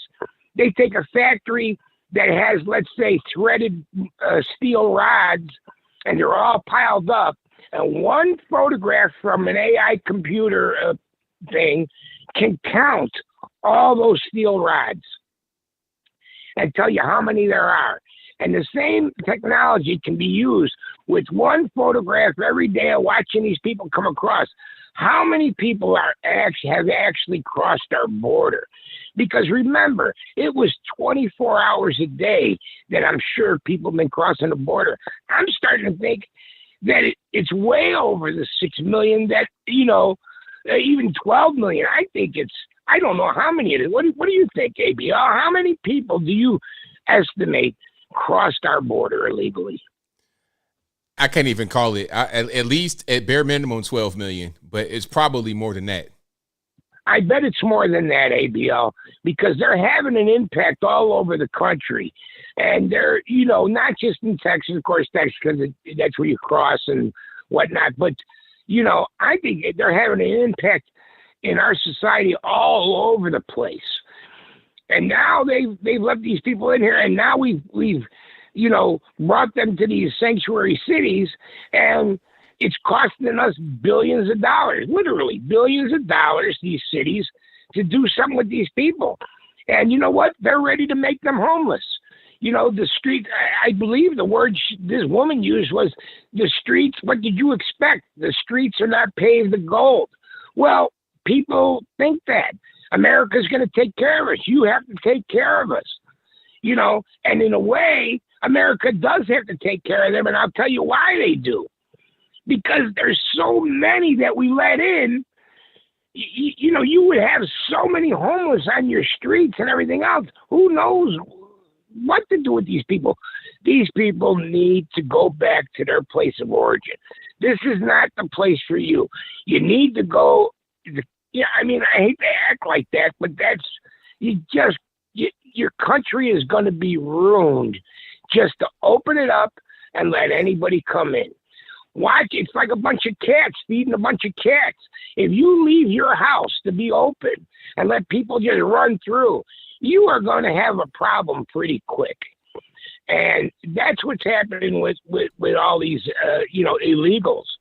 And I'm wondering, because this is not working for against Trump. You know, he's not, you know, he hasn't been locked up. He's still on the ballot. He's still going to be there. And I don't know what they're going to do the last minute when they realize, hey, our guy cannot win. You know, our guy cannot win, which is Biden. Biden just, you know, he's a disaster. He's a disaster. And if he wins, I don't know how they pulled that off. I would be suspect. And for anybody to even question that the election, if Biden wins again, that for anybody to even question that the election was rigged or stolen or they cheated or they did some flim-flammery, you know, they're I don't know how they're going to react. I don't know what's going to happen. So I'm curious to see what happens in you know, at the finish line here and what they're going to do, because there is no way anybody in good conscience can let Biden back in. I mean, come on, this guy doesn't know his right hand from his left. So, I mean, I'm curious of what's going to happen here. I really am. And to weaponize the government against your opponent, you might as well just be, you know, like a third world country and cut to the chase. You know, be like Egypt and you know, assassinate your leader. Be like El Salvador and assassinate your opponent. It might as well just be a third world country, you know. But they're not doing that. They're using the courts and the FBI and everything else to have Trump do his downfall. And when that doesn't work, I'm wondering what's going to happen. So I'm going to be watching like a spectator, because I don't know. You know, I'm going to vote for Trump, but I don't know what's going to happen. And I'm curious in these next few months of what's going to happen. Anyway, ABL, thanks for giving me a shot here, and I'll talk to you later. Thank you. Thank you for the call. Definitely appreciate you. I appreciate it. All right, great call. And that will be a wrap for me. So shout out to you guys for being here. I really appreciate y'all. I'll be back live again on Saturday. Same bat time, same bat place, 8 p.m. Eastern time to right around right now, 11 p.m. Eastern Standard Time. And, of course, I'm here every day putting out pre-recorded content all throughout the week. Shout out to you guys for supporting the videos, for supporting the advertisers. I really appreciate y'all for that and supporting the baked-in stuff. I'm glad you guys don't mind that too much. And also, shout out to you guys for watching, retweeting, super chatting, whatever you're doing. I couldn't do the show without you. Shout out to the mods for keeping the trolls in check. I really appreciate y'all as well. I got a few super chats to read. Then I wrap it on up and put the bowl clean on top. Let's see. Where did I leave off? Thank it to Fifth Cup of Coffee, who says DEI, division, exclusion, inequality. Y'all like? Thank you to Trent, who says, what paradise would the Middle East look like without 60 years of American meddling? Right. I mean, exactly. Thank you to Brian's Mad One, who says, we have a Second Amendment. I don't leave without protection. Our kids need to be protected. Simple stuff. Save the country. Vote, vote, vote. Shout out to all the same people here. 100%. Shout out to you. Fantastic super chat. And thank you to Lothair, who says, ABL, your officer friend is always the best call. Why does he not have a YouTube channel? I will watch it. Shout out to you guys for being here. You guys are the best. That will be a wrap for me. I'll be back again, of course, live on Saturday. Same bat time, same bat place. But until next time, y'all be safe. I'm out, and peace.